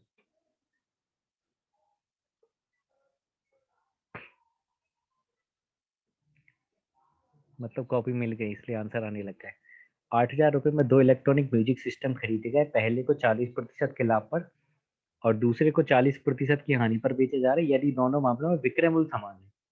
सेलिंग प्राइस क्या है? दोनों ही केस में इक्वल है, तो आपको दोनों सिस्टम का क्रय मूल्य बताना है, क्या होगा? अच्छा ठीक है, चलो, चाय के बाद मतलब सही दिमाग चल रहा है। 40% की बात करें, 40%, यस, 40% की वैल्यू क्या होती है? 2/5। तो पहले वाले पर तो लाभ हो रहा है, लाभ हो रहा है मतलब आप कहोगे 5 का सामान आपने 7 में बेच दिया, पहले वाले की बात करें, फर्स्ट की। दूसरा वाला जो है सेकंड, उस पर आपको 40% की हानि हो रही। 40% की हानि मतलब 5 पे आपको 2 की हानि हो गई, 5 रुपए पर 2 रुपए की हानि हो गई, तो आपने 5 का सामान आपने 3 में बेच दिया। ठीक है, एक पेज में ही आप कर रहे थे, वेरी गुड, बहुत बढ़िया। अब यहाँ पर एक दूसरी बात यह है कि दोनों का क्या है? विक्रय मूल्य समान है। दोनों का विक्रय मूल्य क्या है? समान है, तो दोनों के विक्रय मूल्य को आप समान कर लीजिए। ये ऊपर वाला 7 है, नीचे वाला 3 है। समान करने के लिए ऊपर वाले में 3 से गुणा और नीचे वाले में 7 से गुणा, ताकि दोनों का विक्रय मूल्य क्या दिखने लगे? समान दिखने लग जाए। अब मैं गुणा करके यहाँ लिख दे रहा हूँ उसी बातचीत को, ये सीपी, यहाँ एसपी। 3 से गुणा करेंगे तो पहले वाले का 15, 3 से गुणा करेंगे 7 में तो 21, 7 से 5 में करूंगा तो 35, और 7 से 3 में करूंगा तो कितना आएगा? 21। ठीक है दोस्त, दोनों का विक्रय मूल्य समान हो चुका है, जो आप चाहते थे वो हो गया, जो आप चाहते थे वो क्या हो गया।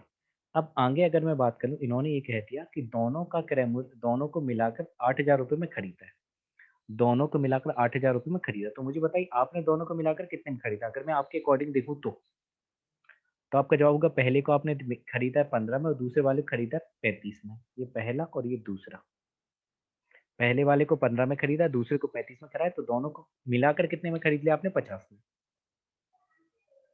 तो क्या 50 यूनिट की वैल्यू ही 8,000 दे रखी है? यस, 50 जो यूनिट है, अगर मैं यूनिट कह दूं या कुछ भी कह दूं, 50 यूनिट की वैल्यू 8,000 दे रखी है। तो 1 यूनिट बराबर कितना होगा दोस्त? 50 एकम 50, 160। ठीक है 160 हो जाएगा। 1 यूनिट की वैल्यू कितनी होगी? 160। अगर एक यूनिट 160 के बराबर है तो आपसे क्या पूछा है? दोनों ही प्रकार के वस्तुओं का क्रय मूल्य पूछा है। क्रय मूल्य पूछा है ना? हाँ ठीक है। मतलब फर्स्ट वाले की बात करूं, CP1 वाले की फर्स्ट वाले की बात करें तो CP फर्स्ट कितना है? 15। 15 से किस में गुणा करूंगा? 160 में, तो पहले वाले का जाएगा। CP2 की बात करें तो 15 में किससे गुणा? 15 नहीं सॉरी 35 है, 35 इसमें गुणा कर देंगे 160 से, क्योंकि एक यूनिट की वैल्यू क्या है? 160। एक यूनिट 160 के बराबर है तो 15 यूनिट 15 गुणा 160। एक यूनिट 160 के बराबर है तो 35 गुणा 160 दूसरी की वैल्यू। गुणा कर देंगे कितना आ रहा है? 15 छिक्का 90, 0 9, ऑप्शन ए। 15 और 9 कितना होगा? 24। 15 और 9 24।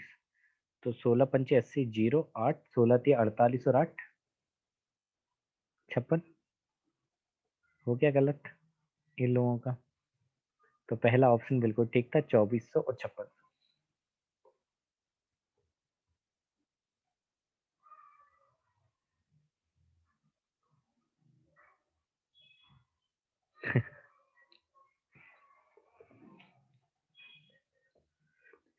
बहुत मजा आ गया, गलत हो गया था। एलिगेशन क्यों लगेगा इसमें? एलिगेशन विक्रय मूल्य समान कहाँ से करेंगे एलिगेशन से? इन्होंने कह दिया था सेलिंग प्राइस सेम है, इसलिए एलिगेशन में कहाँ आप सेलिंग प्राइस सेम करेंगे? अच्छा, दूसरा घोड़ा बीमार पड़ गया।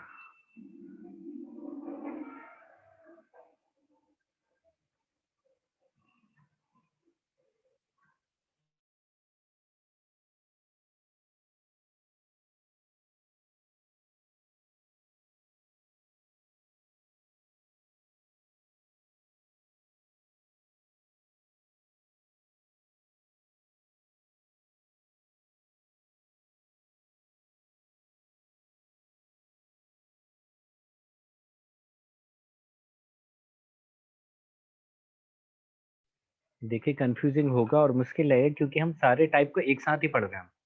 अगर मैं अलग अलग टाइप बना बना के पढ़ाता तो आपको मजा आता, लेकिन हम ये रिवीजन कर रहे हैं तो सबका मिक्स ही होगा ये। और सोचिए ये तो सिर्फ एक ही चैप्टर का है, आपका एग्जाम में तो सारे चैप्टर का मिक्स आना है, ये तो फिर भी ठीक है।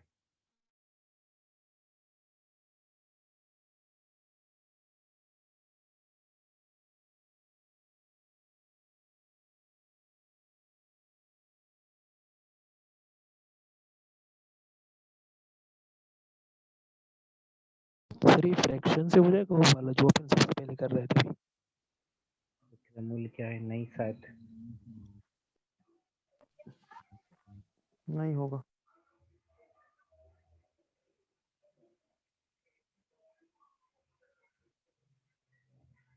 जी इस चैप्टर के बिल्कुल नोट्स हैं, सारे ही चैप्टर के नोट्स हैं हमारे पास। इंग्लिश हिंदी दोनों ही माध्यम में है।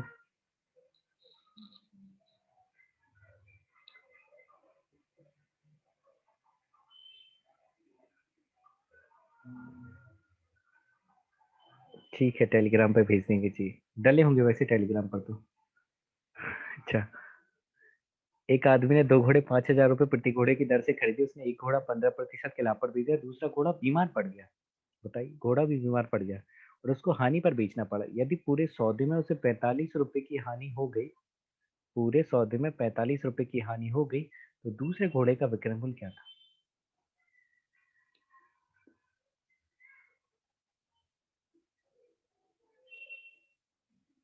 यार ऐसे सोच लो, बेसिक तरीका था इसमें, तो प्रॉफिट लॉस नहीं भी आता तो भी आप कर लोगे। लाभ हानि ना भी है तब भी ये क्वेश्चन हो जाएगा। जैसे मुझे एक चीज बताइए कि 2 घोड़े थे, 500 रुपए प्रति घोड़े के हिसाब से खरीदे, तो टोटल सीपी कितनी हो गई?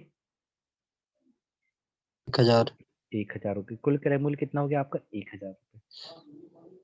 अब 1000 रुपये आपका हो गया कुल क्रय मूल्य। इन्होंने कह दिया कि 45 रुपए की हानि हुई है, दोनों को मिलाकर 45 रुपए की क्या हुई है? हानि हुई है।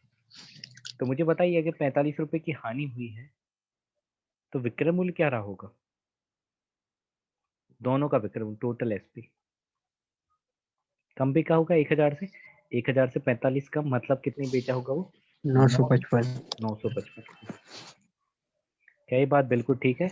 दोनों का विक्रय मूल्य आपको कितना करना है? 955 रुपए करना है। देखिए मैं रुपए इसलिए बना रहा हूँ क्योंकि मुझे रुपए निकालना है। अगर परसेंटेज पूछा होता तो ये सब करने की जरूरत नहीं पड़ती। अब यहाँ पर एक बात और है, उन्होंने कह दिया कि पहले घोड़े पर 15% का प्रॉफिट हुआ है। तो अगर फर्स्ट घोड़ा पहला घोड़ा की बात करें, पहला घोड़ा, ठीक है, तो पहले वाले घोड़े की बात करें तो पहला वाला जो घोड़ा है उसको 15% के लाभ पर बेचा है। तो मुझे बताइए 500 का तो आपने खरीदा था, 500 का आपने खरीदा था और 15% का लाभ, मतलब आपने उसको 115% में बेचा होगा। हाँ 3/20 मतलब। ठीक है, हाँ बिल्कुल ठीक है। 2 जीरो से 2 जीरो आपने खत्म कर दिया और कितना हो गया? 500, 15 पना 75, 575। ट्रैक्टर ठीक। आता है 575। 575 की बात करें तो पहला घोड़ा जो है वो कितने बेच दिया आपने? 575 बेच दिया। और दोनों को मिलाकर आपने कितने बेचा था? 955 में। दोनों को मिलाकर 955 बेचा था और पहला ही वाला 575 बेचा है। इसका मतलब दूसरा घोड़ा, दूसरा प्यार की बात करें तो 955 माइनस 575, पहला ही मुश्किल है। 5 में से 5 जाएगा 0, 5 के 15 में 7 जाएगा 8, कैरी 1, 9 में से 380। 380। तो 380 आंसर था, कहीं है क्या? यस है E। तो थोड़ा बहुत आप दिमाग खुला रखेंगे तो वैसे ही हो जाएगा क्वेश्चन, कुछ भी नहीं है, सिर्फ सर क्वेश्चन ये वैसे कर सकते थे ना कैसे। सर, वो सवाल ऐसे कर सकते थे, अगर 500 था, 500 को अपन ने निकाल लिया 3/20, ठीक है है, ना, माइनस करके फिर सेकंड वाला क्या हो रहा था, लॉस जा रहा था, तो माइनस एक्स कर दिया, होल ट्रांजेक्शन हो गया अपना 45 का, 45 माइनस ले लिया इक्वल्स टू में। 45% में चेंज करो ना फिर उसको, वो तो रुपए में। 45% में क्यों करेंगे सर? वो 45 तो नहीं, ये सब तो परसेंटेज में वैल्यू ना। सब कुछ परसेंटेज में वहाँ पे निकाल लेते फिर, हाँ, सब कुछ ही परसेंटेज निकाल लेते फिर। आप 45 निकाल लेते कि 45 1000 का कितना प्रतिशत है, फिर सब कुछ आप परसेंटेज में ले लो। सर यहाँ से आपने कहा टोटल एसपी 955 और ये घोड़े का 500 का निकाल लिया तो 575, 15%, तो जी पूरा आ जाता वो एक घोड़े चलो, 380 जाता वो। ओके ओके, चलो एक तरीका और बता देता हूँ, सिर्फ एक ही और बता दे रहा हूँ। पहले वाले घोड़े पे 15% प्रॉफिट, ठीक है, दूसरे पर हानि पर बेचा है मतलब माइनस एक्स, ये बात से कोई इनकार नहीं करेगा। ओवरऑल मिला के अगर मैं बात करूँ, ओवरऑल मिलाकर क्या है, सीन क्या है, 45 रुपए की हानि हो रही। ओवरऑल क्या हो रहा है? 45 रुपए की हानि हो रही। 45 रुपए की हानि का मतलब आपको परसेंटेज में बदल देना है। 45 की आपको हानि हो रही कितने पर? 1000 पर हो रही है। आपको परसेंटेज चाहिए इसलिए आपको 100 पर बताना है। तो 2 जीरो से 2 जीरो खत्म, मतलब ओवरऑल अगर मैं बात कर दूं तो 4.5 की हानि हो रही है, 4.5% की हानि। अब यहाँ से आप निकाल दीजिए और आपको पता है दोनों का क्रय मूल्य समान है, मतलब 1:1 है। दोनों क्रय मूल्य समान है मतलब दोनों का 1:1 आएगा। तो निकाल दीजिए यहाँ से। अगर आप 15 में से 4.5 माइनस करते हैं, 15 में से, अरे यार पर रुपए ही निकालना है तो दिक्कत वही होगी। एक काम करते, जब रुपए ही निकाला है तो फिर परसेंटेज नहीं बनाते, फिर हम सारा रुपए में ही खेल लेते हैं। देखिए क्यों बनाए हैं फिर, मुझे लगा परसेंटेज, फिर परसेंटेज से फिर रुपए में बदलना पड़ेगा तो और मुश्किल होगी। निकाल लेते हैं। जैसे मुझे एक चीज बताइए, अगर ये 500 का है, 15% के प्रॉफिट पर बेचा जा रहा है, तो 500 का 15% कितना होगा? 75, है ना। पहले वाले पे अगर मैं लाभ की बात करूं तो पहले वाले पर लाभ कितने को रहा है? 15 पना 75 का, 500 का 15% कितना? 75। दूसरे वाले का आपको नहीं पता, तो दूसरे वाले का आपने मान लिया x% की हानि पर बेच रहे हो और ओवरऑल मिलाकर आपको हो रही 45 की हानि। ऐसा कर सकते थे आप, यस कर सकते हैं। फिर आप 75 में से 45 घटा दीजिए, तो 75 में से 45 घटा देंगे तो माइनस माइनस प्लस हो जाएगा, 30।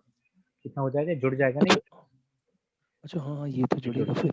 7 12 120 हो जाएगा, 120, 120 हो जाएगा। मुझे लग रहा है इससे नहीं होगा। 20 15% प्रॉफिट निकाल रहे हैं, प्रत्येक को इतने का ही खरीदा है ना, तो ये तो एसपी बिल्कुल ठीक लिखा है हमने,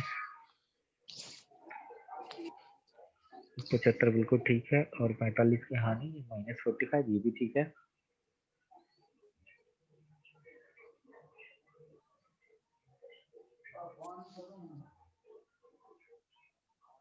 दस 4 120, पता नहीं इसको कैसे करेंगे, चलिए छोड़िए, खैर ये वाला तरीका भी ठीक है, इसको देखते हैं, अभी वापस आएंगे, नहीं हो रहा तो छोड़ देते हैं। इस टाइप के क्वेश्चन भी बहुत भर भर के आते हैं, इस टाइप के क्वेश्चन भी क्या होते हैं दोस्तों, भर भर के आते हैं। तो मैं बता देता हूँ, इस टाइप के क्वेश्चन जब दिया जाए तो आपको कैसे डील करना है। आपको कुछ नहीं करना, आपको आर्टिकल को सेम कर देना है, आपको वस्तुओं को क्या कर देना है, बराबर दो चीजें देगा, एक रुपए बताएगा, एक आर्टिकल बताएगा, एक रुपए देगा और क्या देगा, आर्टिकल दे देगा। तो आपको वस्तुओं को समान कर लेना है, जैसे यहाँ पर दो चीजें लिखूंगा, यहाँ पर मैं लिख रहा हूँ रुपीज लिख रहा हूँ, रुपए लिख रहा हूँ, यहाँ पर मैं लिख रहा हूँ आर्टिकल मतलब वस्तु, एक A for article, A for वस्तुएं। आर्ट वस्तुओं की बात कर रहा हूँ मैं, तो अगर मैं बात करूँ, पहले ये कह रहा है 4 रुपए के 5 केले सर खरीदे, ऑप्शन डी। ठीक है बिल्कुल ठीक है, 4 रुपए के उसने कितने खरीदे, 5 खरीदे, 4 रुपए के 5 आर्टिकल, 5 वस्तु खरीदी, फिर उसने 5 रुपए के 4 बेच दिए, 5 रुपए के कितने बेच दिए, 4 बेच दिए। तो अब आपसे पूछा जा रहा है, तो आपको बड़ी मुश्किल होगी, तो आप क्या करेंगे, इसमें आर्टिकल को इक्वल कर देंगे, ठीक है बिल्कुल ठीक है, वेरी गुड, सभी का डी आ रहा है। आर्टिकल को आपको क्या करना है, इक्वल करना है, तो ये 5 है, ये 4 है, बराबर करने के लिए ऊपर वाले में 4 से गुणा और नीचे वाले में 5 से गुणा। जब आप 4 से 4 में गुणा करेंगे तो कितना होगा, 16, तो 5 से 5 में गुणा करेंगे तो कितना बनेगा, 25, 4 से 5 में गुणा करेंगे तो बनेगा 20, 5 से 4 में गुणा करेंगे तो 20। अब यहाँ से आप आराम से प्रॉफिट या लॉस बता सकते हैं, देखिए कैसे प्रॉफिट या लॉस आप कैसे बता सकते हैं। 20 रुपए के आपने, सॉरी 20 वस्तुएं आपने 16 की खरीदी थी, सॉरी 20 वस्तुएं आपने 16 की खरीदी थी, और 20 वस्तुएं आपने 25 की बेच दी। 20 वस्तुएं 16 की खरीद के 20 वस्तुएं ही 25 की आपने बेच दी। तो 16 की खरीद के अगर आपने 25 में बेच दी है, 16 की खरीद कर अगर आप 25 में बेच रहे हो तो आपको 9 का फायदा हो रहा है ना। ये कब बता पाए, फायदा और नुकसान आप केवल केवल तभी बता सकते हैं जब आपकी वस्तुएं समान होंगी तब। हमने वस्तुओं को बराबर किया, तो 20 वस्तुएं 16 की खरीदी, 20 वस्तुएं 25 की बेच दी, तो 16 का सामान 25 बेचा, मतलब 9 का फायदा। तो 9 का फायदा कितने पर हो रहा है, 16 पर, क्योंकि सीपी तो 16 है, इंटू 100। सॉल्व कर लीजिए आप इसको, तो 900/16, तो क्या आंसर होगा दोस्त, 16 पंचे 80, और 10 बच जाएगा, 16 छीन 96,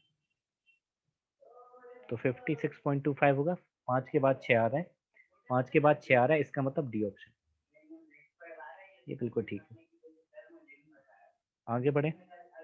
अच्छा, इसी क्वेश्चन में अगर मैं थोड़ा सा चेंज करके आपसे पूछ लेता, इसी क्वेश्चन में अगर मैं ऐसा कह देता आपसे कि 10 रुपए की 11 वस्तुएं खरीदी और 11 रुपए की 10 वस्तुएं बेच दी, तो कितने का लाभ होगा।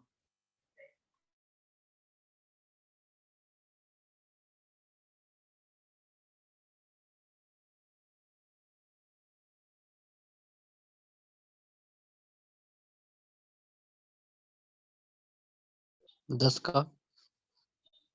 इसका ही हो रहा है, वेरी गुड।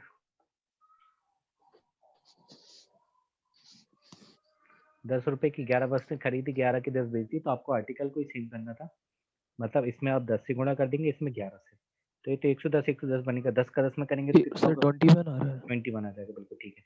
11 का सर 11 में करेंगे, 21। ठीक है 121, तो 100 का सामान 121 में, मतलब 21% का प्रॉफिट हो रहा है एक तो,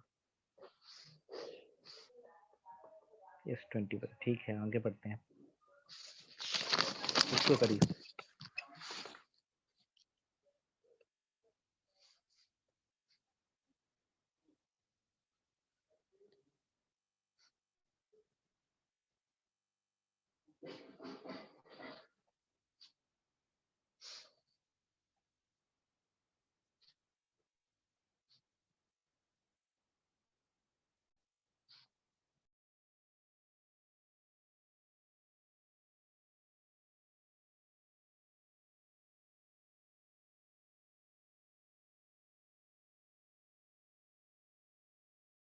बनेगा क्या क्वेश्चन, इसमें क्या है, उतने ही आर्टिकल और खरीद ली उसने,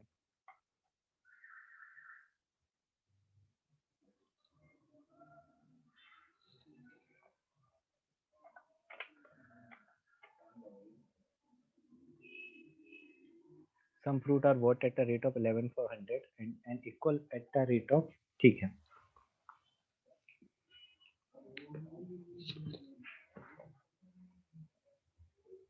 देखिए बताते कैसे। अब यहाँ पर क्या हो रहा है कि दो टाइप के खरीदे जा रहे हैं, एक ये वाले भी आपने खरीदे हैं और एक ये वाले भी खरीदे, उतने ही ये खरीदे हैं। तो आप क्या करेंगे, पहले एससीपी निकालने की कोशिश करेंगे। तो आपको यहाँ लिखना है प्राइस और यहाँ पर आपको लिखना है आर्टिकल। तो कितने दोस्त 100 रुपए के 11 खरीदे, फिर बाद में 100 रुपए के कितने खरीद लिए, 9 और खरीद लिए। पर इन्होंने ये कहा कि उतने ही खरीदे। इन्होंने जब ये कह दिया कि उतने ही खरीदे मतलब दोनों इक्वल होनी चाहिए थे। ये तो 11 खरीदे तो 9 तो खरीदे, तो गलत गलत बात है।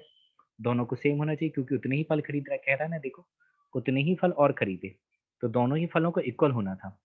सबसे पहले तो इनको इक्वल करेंगे आप, इसको 9 से गुणा करके, इसको 11 से गुणा करके। तो जैसे ही आपने इसको 9 से गुणा करा तो ये कितना बन गया दोस्त, 900। इसको आपने 9 से गुणा करा तो कितना बन गया, 11 गुना 99। और 11 से 100 में गुणा करेंगे तो कितना बनेगा, 100, 1100 हो जाएगा। और 11 से 9 में गुणा करेंगे तो कितना हो गया, 99। क्या अब बात बिल्कुल ठीक है। देखो उतने ही आर्टिकल और खरीद ले उसने, तो हमें क्या पता चल गया, ओवरऑल अगर खरीदने की बात करूं, सिर्फ और सिर्फ अभी खरीदने की ही बात हो रही है। तो खरीदने की बात हो रही तो आप कहेंगे 1100 की ये खरीदे, 900 की ये खरीदे, मतलब टोटल उसने 2000 रुपए के, 2000 रुपए के कितने आर्टिकल खरीद ले, 99 और 99 कितना हो जाएगा, 198। तो 2000 रुपए की उसने 198 वस्तु खरीद ली। जब उसने 2000 की 198 वस्तु खरीद ली, मतलब ये क्या है, उसका क्रय मूल्य CP। अब बेचने की बारी आती है, तो बेचने की बारी ये कह रहा है कि 100 रुपए में 10 बेच रहा है। 100 रुपए में कितने बेच रहा है, 10 बेच रहा है। तो आपको तो पता है कि आप एसपी और सीपी, प्रॉफिट एंड लॉस केवल तभी बता सकते हो जब आपका दोनों का क्या हो, विक्रय मूल्य समान हो। जब दोनों के आर्टिकल सेम हो तभी आप बता सकते हो। तो दोनों के आर्टिकल सेम कर लो, या प्राइस भी सेम करके कर सकते हैं, लेकिन प्राइस जब आप सेम करेंगे तो दोनों को आपको उल्टा करना पड़ेगा। प्राइस सेम करके बता देता हूँ मैं, क्योंकि प्राइस सेम करना दोनों का आसान है। देखिए प्राइस सेम तो कर सकते हैं बड़ी आसानी से, लेकिन फिर आपको उल्टा करना पड़ेगा। अगर आर्टिकल करोगे तो आप ऊपर से नीचे प्रॉफिट देखोगे, और अगर प्राइस सेम करोगे तो आप नीचे से ऊपर वाला देखोगे। तो क्या देखो, इसमें तो 1 से गुणा कर देता हूँ मैं, और इसमें किससे गुणा कर दूं मैं, 20 से कर दूं। ठीक है, डी ऑप्शन आ गया, वेरी गुड। अब मैं गुणा करने के बाद ना यहाँ लिख दे रहा हूँ अलग से। 1 से गुणा होगा तो कितना होगा, 2000, और ये कितना होगा, 198। 20 से गुणा कर दूंगा ये, तो 20 से गुणा करने में कितना बन जाएगा, 2000, और 20 से 10 में गुणा कर दूंगा तो कितना बन जाएगा, 200। अब मैंने ये कह दिया, जब आपने प्राइस को सेम कर लिया ना, जब आपने क्या कर लिया, प्राइस को सेम कर लिया, तो आपको उल्टा चलना है। उल्टा चलना है मतलब 200 का सामान आप 198 में, तो 200 का 198 मतलब कितने का फायदा,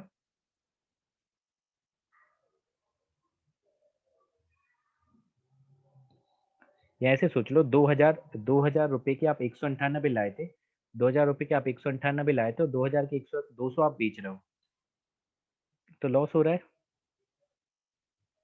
यस ठीक है, डेफिनेटली लॉस हो रहा है। 2 का लॉस हो रहा हाँ बिल्कुल ठीक है, है 2 का लॉस हो रहा है, 200 पर 200 पे। 2 का लॉस हो रहा है आपको 200 पर इंटू 100। तो आपने कहा ठीक है, इसका मतलब 1% की हानि। ठीक है, नहीं पूछा जाएगा आपके एग्जाम में, परेशान ना होइए।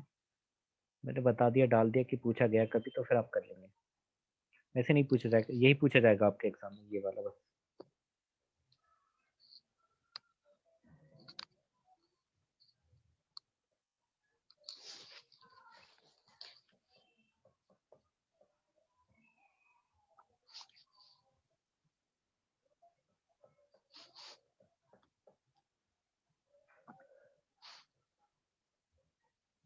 कितने और हैं, बहुत हैं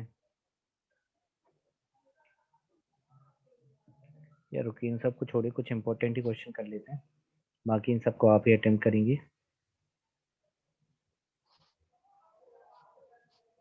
ये वाला देख लीजिए, जैसे कई बार ये आ जाता है, एलिगेशन से इसको कर सकते हैं।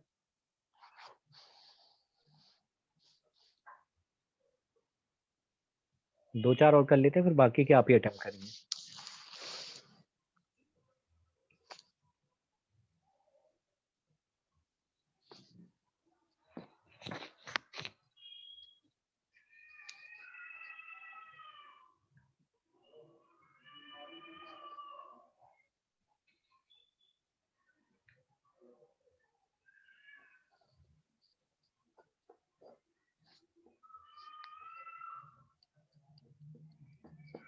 देखिए 2 टाइप की चाय पत्ती थी आपके पास, एक दार्जिलिंग वाली थी, दार्जिलिंग वाली जो चाय पत्ती है वो 400 रुपये प्रति किलोग्राम वाली है, और दूसरी कौन सी, असम वाली है। मीन्स में भी आया था सेम क्वेश्चन ये, असम की चाय पत्ती कितनी है, 300 वाली। तो मुझे बताइए लागत वाली मतलब एक क्रय दे रखा है दोनों का,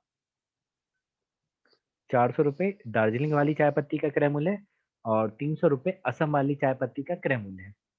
अब मिलाकर आपको पता है एलिगेशन में क्या होता है, सेम चीजें होती है, सारी की सारी चीजें क्या होती है, सेम होती है, मतलब सर मिलाकर भी ऑप्शन बी। ठीक है, मतलब मिलाकर भी यहाँ पर जो आएगा वो क्रय मूल्य ही होना चाहिए, मिश्रण का भी क्या होना चाहिए, क्रय मूल्य होना चाहिए। लेकिन आप देखें क्वेश्चन में जब आप देखेंगे तो आप पाएंगे 400 रुपये प्रति किलोग्राम वाली दार्जिलिंग चाय को 300 रुपये प्रति किलोग्राम लागत वाली असम की चाय के साथ किस अनुपात में मिलाया जाना चाहिए ताकि मिश्रण को 408 रुपये प्रति किलोग्राम की दर से बेचने पर 20% का लाभ। तो बेचने की बात करें तो इसका मतलब मिक्सचर का एसपी है, ये क्या है, मिक्सचर का क्या है, एसपी है। जब ये मिक्सचर का एसपी है तो क्या आप मिक्सचर का सीपी निकाल पाएंगे? यस बिल्कुल ठीक है। मिश्रण का विक्रय मूल्य दिया है तो मिश्रण का विक्रय मूल्य दिया तो आप मिश्रण का क्रय मूल्य निकाल दीजिए, सीपी मिक्सचर। कैसे निकलाएगा देखिए, आप क्या कहेंगे, आप बोलेंगे 20% का लाभ, 20% का लाभ मतलब 120%, 20% का लाभ मतलब कितने बेचा होगा आपने, 120 में बेचा होगा। तो 408 जो है, 408 जो है वो वैल्यू किसकी है, 120 की, जीरो है पॉइंट नहीं। 408 जो वैल्यू है किसकी है, 120 की। क्रय मूल्य चाहिए मतलब आपको 100 की वैल्यू चाहिए, 408 वैल्यू थी 120 की, क्रय मूल्य चाहिए मतलब आपको 100 की वैल्यू चाहिए। तो 20 से कट जाएगा 5 बार, 20 से कट जाएगा 6 बार, 6 से काट दीजिए, 6 3 36, 4 6 8 48, तो कितना हो जाएगा, 340 होगा, 340। Yes sir. तो मिश्रण का क्रय मूल्य जो आ गया कितना आ गया, 340। अब आपको पता है एलिगेशन में 400 में से 30 क्रॉस में घटाते हैं, 400 में से 340 जाएगा तो कितना होगा, 60। अब 400 में से घटा लिए, अब इसमें से घटा लेंगे तो 340 में से 30 जाएगा तो कितना होगा, 40। 20 से काट देंगे तो 20 दूनी 40, 20 किया 60, तो 2:3, तो बी उत्तर आएगा इसका, उत्तर इज बी। सी कैंसिल होगा।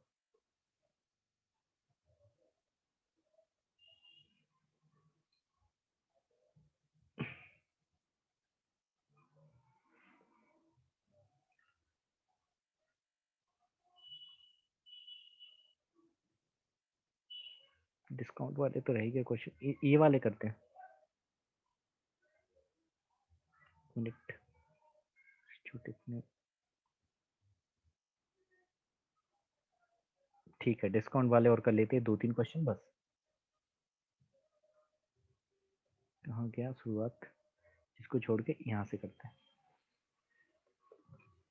देखिए 2 लगातार छूट दी जा रही है, आपको पता है लगातार छूट जो दी जाती है और ओवरऑल 1 छूट दी जाती है, तो लगातार दी जाने वाली छूट में आपको नुकसान होता है। जब भी अगर दुकानदार आपसे कह रहा है कि 2 लगातार छूट दी जा रही, तो वो आपसे नुकसान की बात कर रहा है। कैसे, देखिए समझ लेते हैं। जैसे अगर मैं ये कह दूं कि कोई आर्टिकल 100 रुपए का था, किसी वस्तु का जो अंकित मूल्य था वो कितना था, 100 रुपए था। दुकानदार ने आपको कह दिया कि मैं 30% की छूट दे रहा हूँ आपको, साफ साफ कह दिया मैं आपको 30% का डिस्काउंट दे रहा हूँ। उसने अपना कैलकुलेटर लिया, 30% उसने निकाला, तो उसने 100 रुपए का 30% सर निकाला। Option C. ठीक है बिल्कुल ठीक है, 100 का 30% कितना हो गया, 30। इसका मतलब 70 रुपए में आपको चिपका दिया वो सामान। यही होगा दोस्तों, 100 का सामान आप कितने में लेके आ जाओगे, 70 में लेके आ जाओगे। वहीं पर यदि दुकानदार ऐसा करता, वो कहता नहीं मैं 30% का इकट्ठा डिस्काउंट नहीं दूंगा, वो क्या करेगा, आपको बोलेगा, पहले बोलेगा मैंने 20% लेस कर दिया, तो उसने 20% लेस कर दिया, फिर कहेगा ठीक है मैं 10% और लेस कर देता हूँ। आपको लगेगा कि आपको 30% का डिस्काउंट नहीं मिल गया है, आपको यही लगेगा कि आपको 30% की छूट मिल चुकी है, जबकि 30% की छूट नहीं है। देखिए कैसे, अभी आपको समझाता हूँ मैं। तो दुकानदार क्या करेगा, 100 रुपए का सामान था, पहले वो क्या करेगा, आप बोलोगे थोड़ा कम कर लो भैया, भैया बोल दोगे तो कम नहीं होगा, तो 20% आपने डिस्काउंट मांगा, तो 100 का 20% मतलब आपको 20 की छूट मिल गई, 20 की छूट मिल गई मतलब 80 रुपए का पड़ गया अभी सामान, 80 रुपए का सामान क्या पड़ गया, अभी आपको 80 का सामान पड़ गया। फिर वापस आपने फिर कहा और कम कर लो, थोड़ा और अगर हो सकता है एडजस्ट तो ठीक है, उसने कहा ठीक है मैं 10% और कम कर सकता हूँ, तो 80 पर उसने 10% और कम कर दिया, तो 80 का 10% कितना होता है, 8, तो 80 पे 8 रुपए और कम कर देगा तो 72 में बिकेगा। तो मुझे बताइए, जो सामान आप 70 में ला सकते थे, वही सामान आप 72 में लेके आ रहे हो और खुश हो रहे हो, क्योंकि अपने वाला था ना। देखो 2 बार डिस्काउंट दे दिया, पहले 20 का ही दे रहा था, मैंने बोला तो 10% और दे दिया। तो यही कुछ यहाँ सीन है, देखिए समझिए। इसको आप डायरेक्ट भी कैसे कर सकते बताता हूँ। और इसी छूट को आप या तो ऐसे कर लो, जैसे बता देता हूँ मैं, देखो अंकित मूल्य को छूट हमेशा अंकित मूल्य पर दी जाती है, ये बात आपको पता होगी। अगर मैं एमपी को 100 मान लूँ, एमपी मतलब अंकित मूल्य को अगर मैं 100 रुपये मान लेता हूँ, 100% मान लेता हूँ, पहले 20% डिस्काउंट दे दिया, तो 100 का 20%, अच्छा यही था सिर्फ, बताओ 100 का 20% मतलब कितना, 80। पहले तो 80 का पड़ गया, फिर आपने 10% की और छूट दे दी, तो 10% कितना हो जाएगा, 80 का 10% होगा 8। 8 की छूट और मिल जाएगी, तो आपको वो सामान कितने का मिल जाएगा, 72 का। आपके हिसाब से वो सामान 72 का मिल रहा है, क्वेश्चन कुछ और कह रहा है, देखो। और अपने उत्पाद के लिए 108 रुपये पाता है, मतलब 108 रुपये उसको मिल गए, तो 72 यूनिट की वैल्यू है 108 रुपये। 72 यूनिट की वैल्यू क्या है, 108। कैंसिल कर लगा, ठीक है, 72 यूनिट की वैल्यू 108 है, तो 1 यूनिट की कितनी हो जाएगी दोस्त, 108 बटे 72। अगर आप 9 से काट लेते या 36 से कट जाता है क्या, 36 दूनी 72, 36 या 108, 3/2। 1 यूनिट की वैल्यू आ गई 3/2। आपको अंकित मूल्य निकालना है, मतलब 100 की वैल्यू चाहिए, तो 100 में 3/2 से गुणा कर देंगे, तो 2 से 50 बार, तो आपका आंसर तो 150 ही आएगा। एक तो ये तरीका था, आप ऐसे क्वेश्चन को कर सकते थे, ठीक है। लेकिन मैं कुछ और सिखाना चाहता हूँ, देखिए सक्सेसिव वाला तरीका लगाते हैं। तो आपने कहा ये 20% है, ए प्लस बी वाला भी लग जाएगा इसमें, वेरी गुड। 20% का मतलब होता है 1/5, और 10% का मतलब क्या होता है, 1/10। बड़ी खुशी होती है ना, जो तरीका आपको आता है वो लग जाए तो 20% का अगर मैं छूट दे रहा हूँ, तो मतलब मैं 5 का सामान 4 में बेच रहा हूँ, यही मतलब होगा। 20% का मतलब क्या होगा, 5 का सामान आपने 4 में बेच दिया है। फिर आपने अगेन 10% का डिस्काउंट दिया, 10% डिस्काउंट देने का मतलब 10 का सामान आपने कितने में दे दिया, 9 में दे दिया। अब आप देख लीजिए कि ओवरऑल क्या हो रहा है। तो आपने कहा 5 से 10 में गुणा करूंगा तो 50, और 4 से 9 में गुणा करूंगा कितना, 36। अंकित मूल्य से छूट देने के बाद क्या आता है, विक्रय मूल्य आता है। अंकित मूल्य में से अगर मैं डिस्काउंट घटाता हूँ तो क्या आता है, विक्रय मूल्य आता है। इसका मतलब ये एमपी है अंकित मूल्य, और ये क्या है, एसपी है, विक्रय मूल्य है। तो 36 की जगह क्वेश्चन में दे रखा है 72, 72 नहीं देगा, 108। 36 यूनिट की वैल्यू कितनी दे रखी है, 108 रुपए।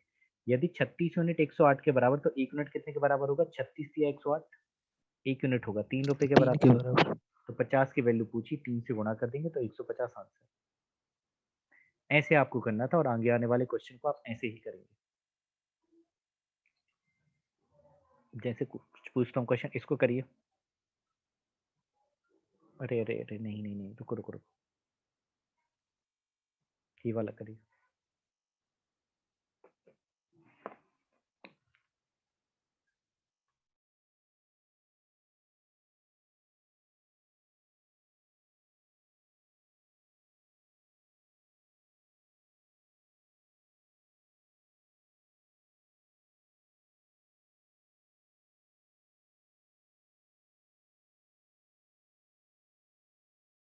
Sir option B.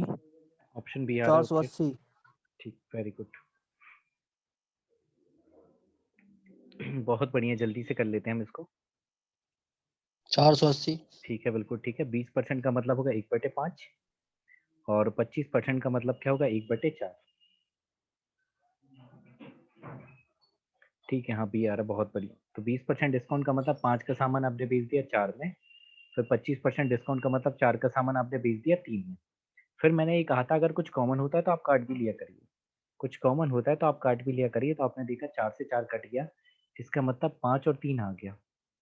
अब आप जानते हैं 5 क्या है, अंकित मूल्य है, और 3 क्या है, विक्रय मूल्य। 5 अंकित मूल्य है, 3 विक्रय मूल्य है, और फिर में छूट के बाद 288 रुपये बेचा जा रहा है। मतलब 3 जो है, 3 यूनिट की वैल्यू क्या है, 288 रुपये।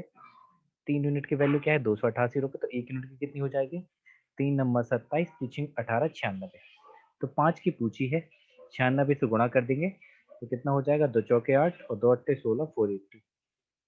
तो 480 आपका आंसर है। आप सोच रहे होंगे कि 5 से गुणा करना था और मैंने तो 2 से किया। पहाड़ा में 2 का पढ़ रहा हूँ, ये तो सेम आ गया क्वेश्चन, बदतमीज है। इसको बताइए जल्दी से, जल्दी जल्दी बताइए।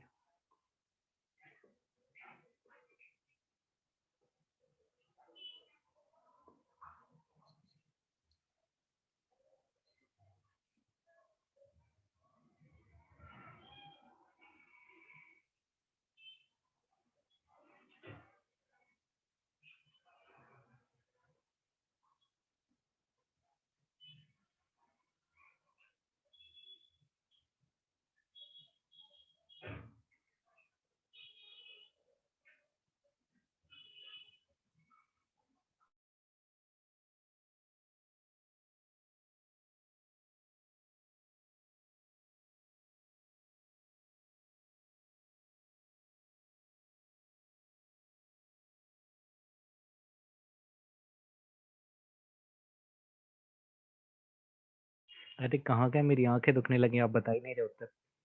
25%। 960 ठीक है 960 यस 960 ठीक है। 25% 1/4 और 15% का मतलब 3/20, मतलब मैं अपनी ही आंखें फोड़ रहा हूँ बस। 3/20 तो 4 का सामान कितने में, 3 में।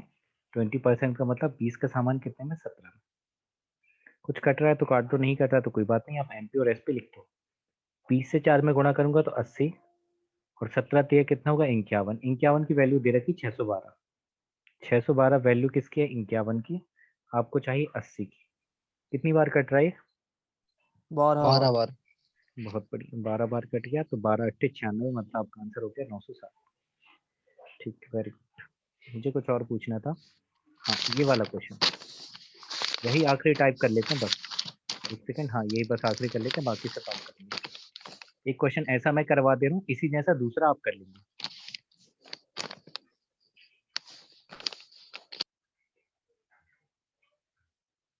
जितना मुझ पे बन पा रहा है कर रहा हूँ मैं।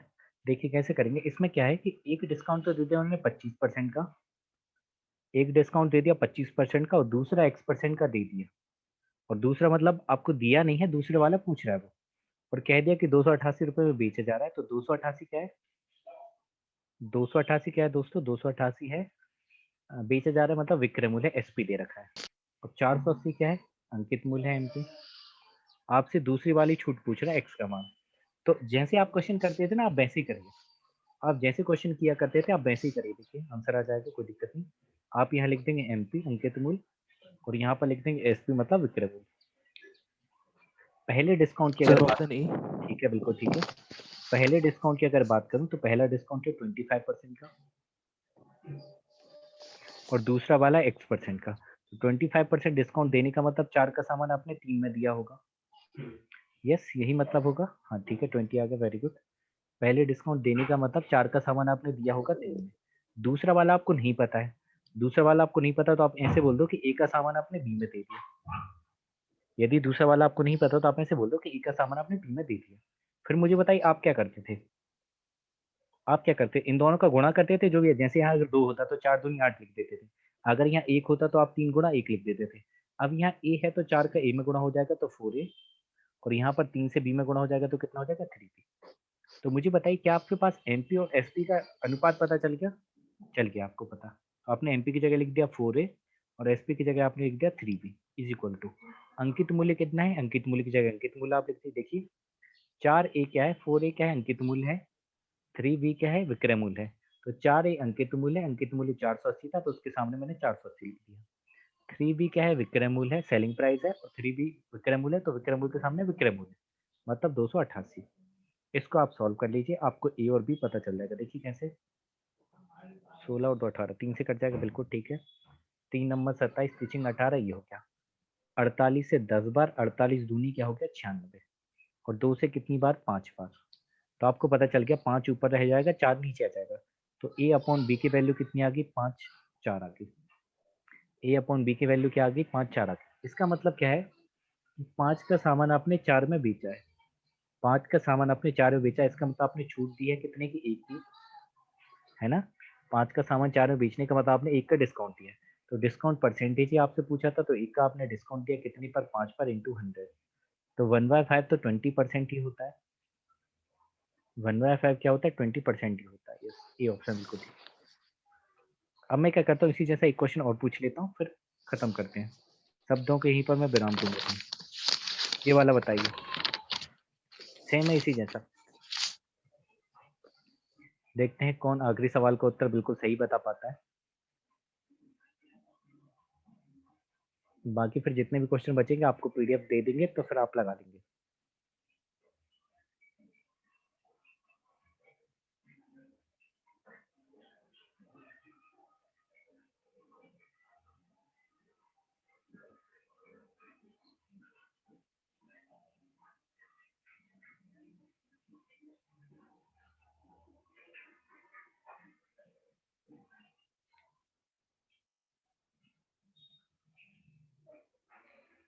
सर ऑप्शन सी।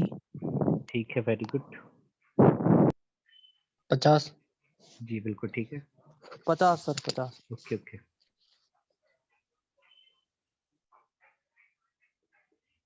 देखिए फिर से आप यहाँ MP लिख देंगे। हाँ जी 50 आ गया, वेरी गुड। यहाँ पर आप लिख देंगे MP,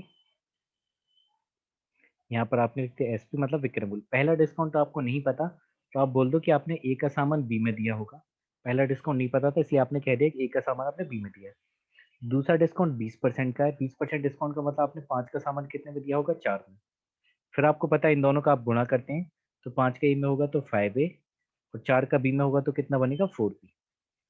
4B बनेगा, यस बन जाएगा। तो आप बोल देंगे यहाँ 5A और ये कितना 4B बराबर 5A किसकी वैल्यू अंकित मूल्य की, अंकित मूल्य कितना दिया 400, और 4B किसकी वैल्यू विक्रम मूल्य कितना दिया 160।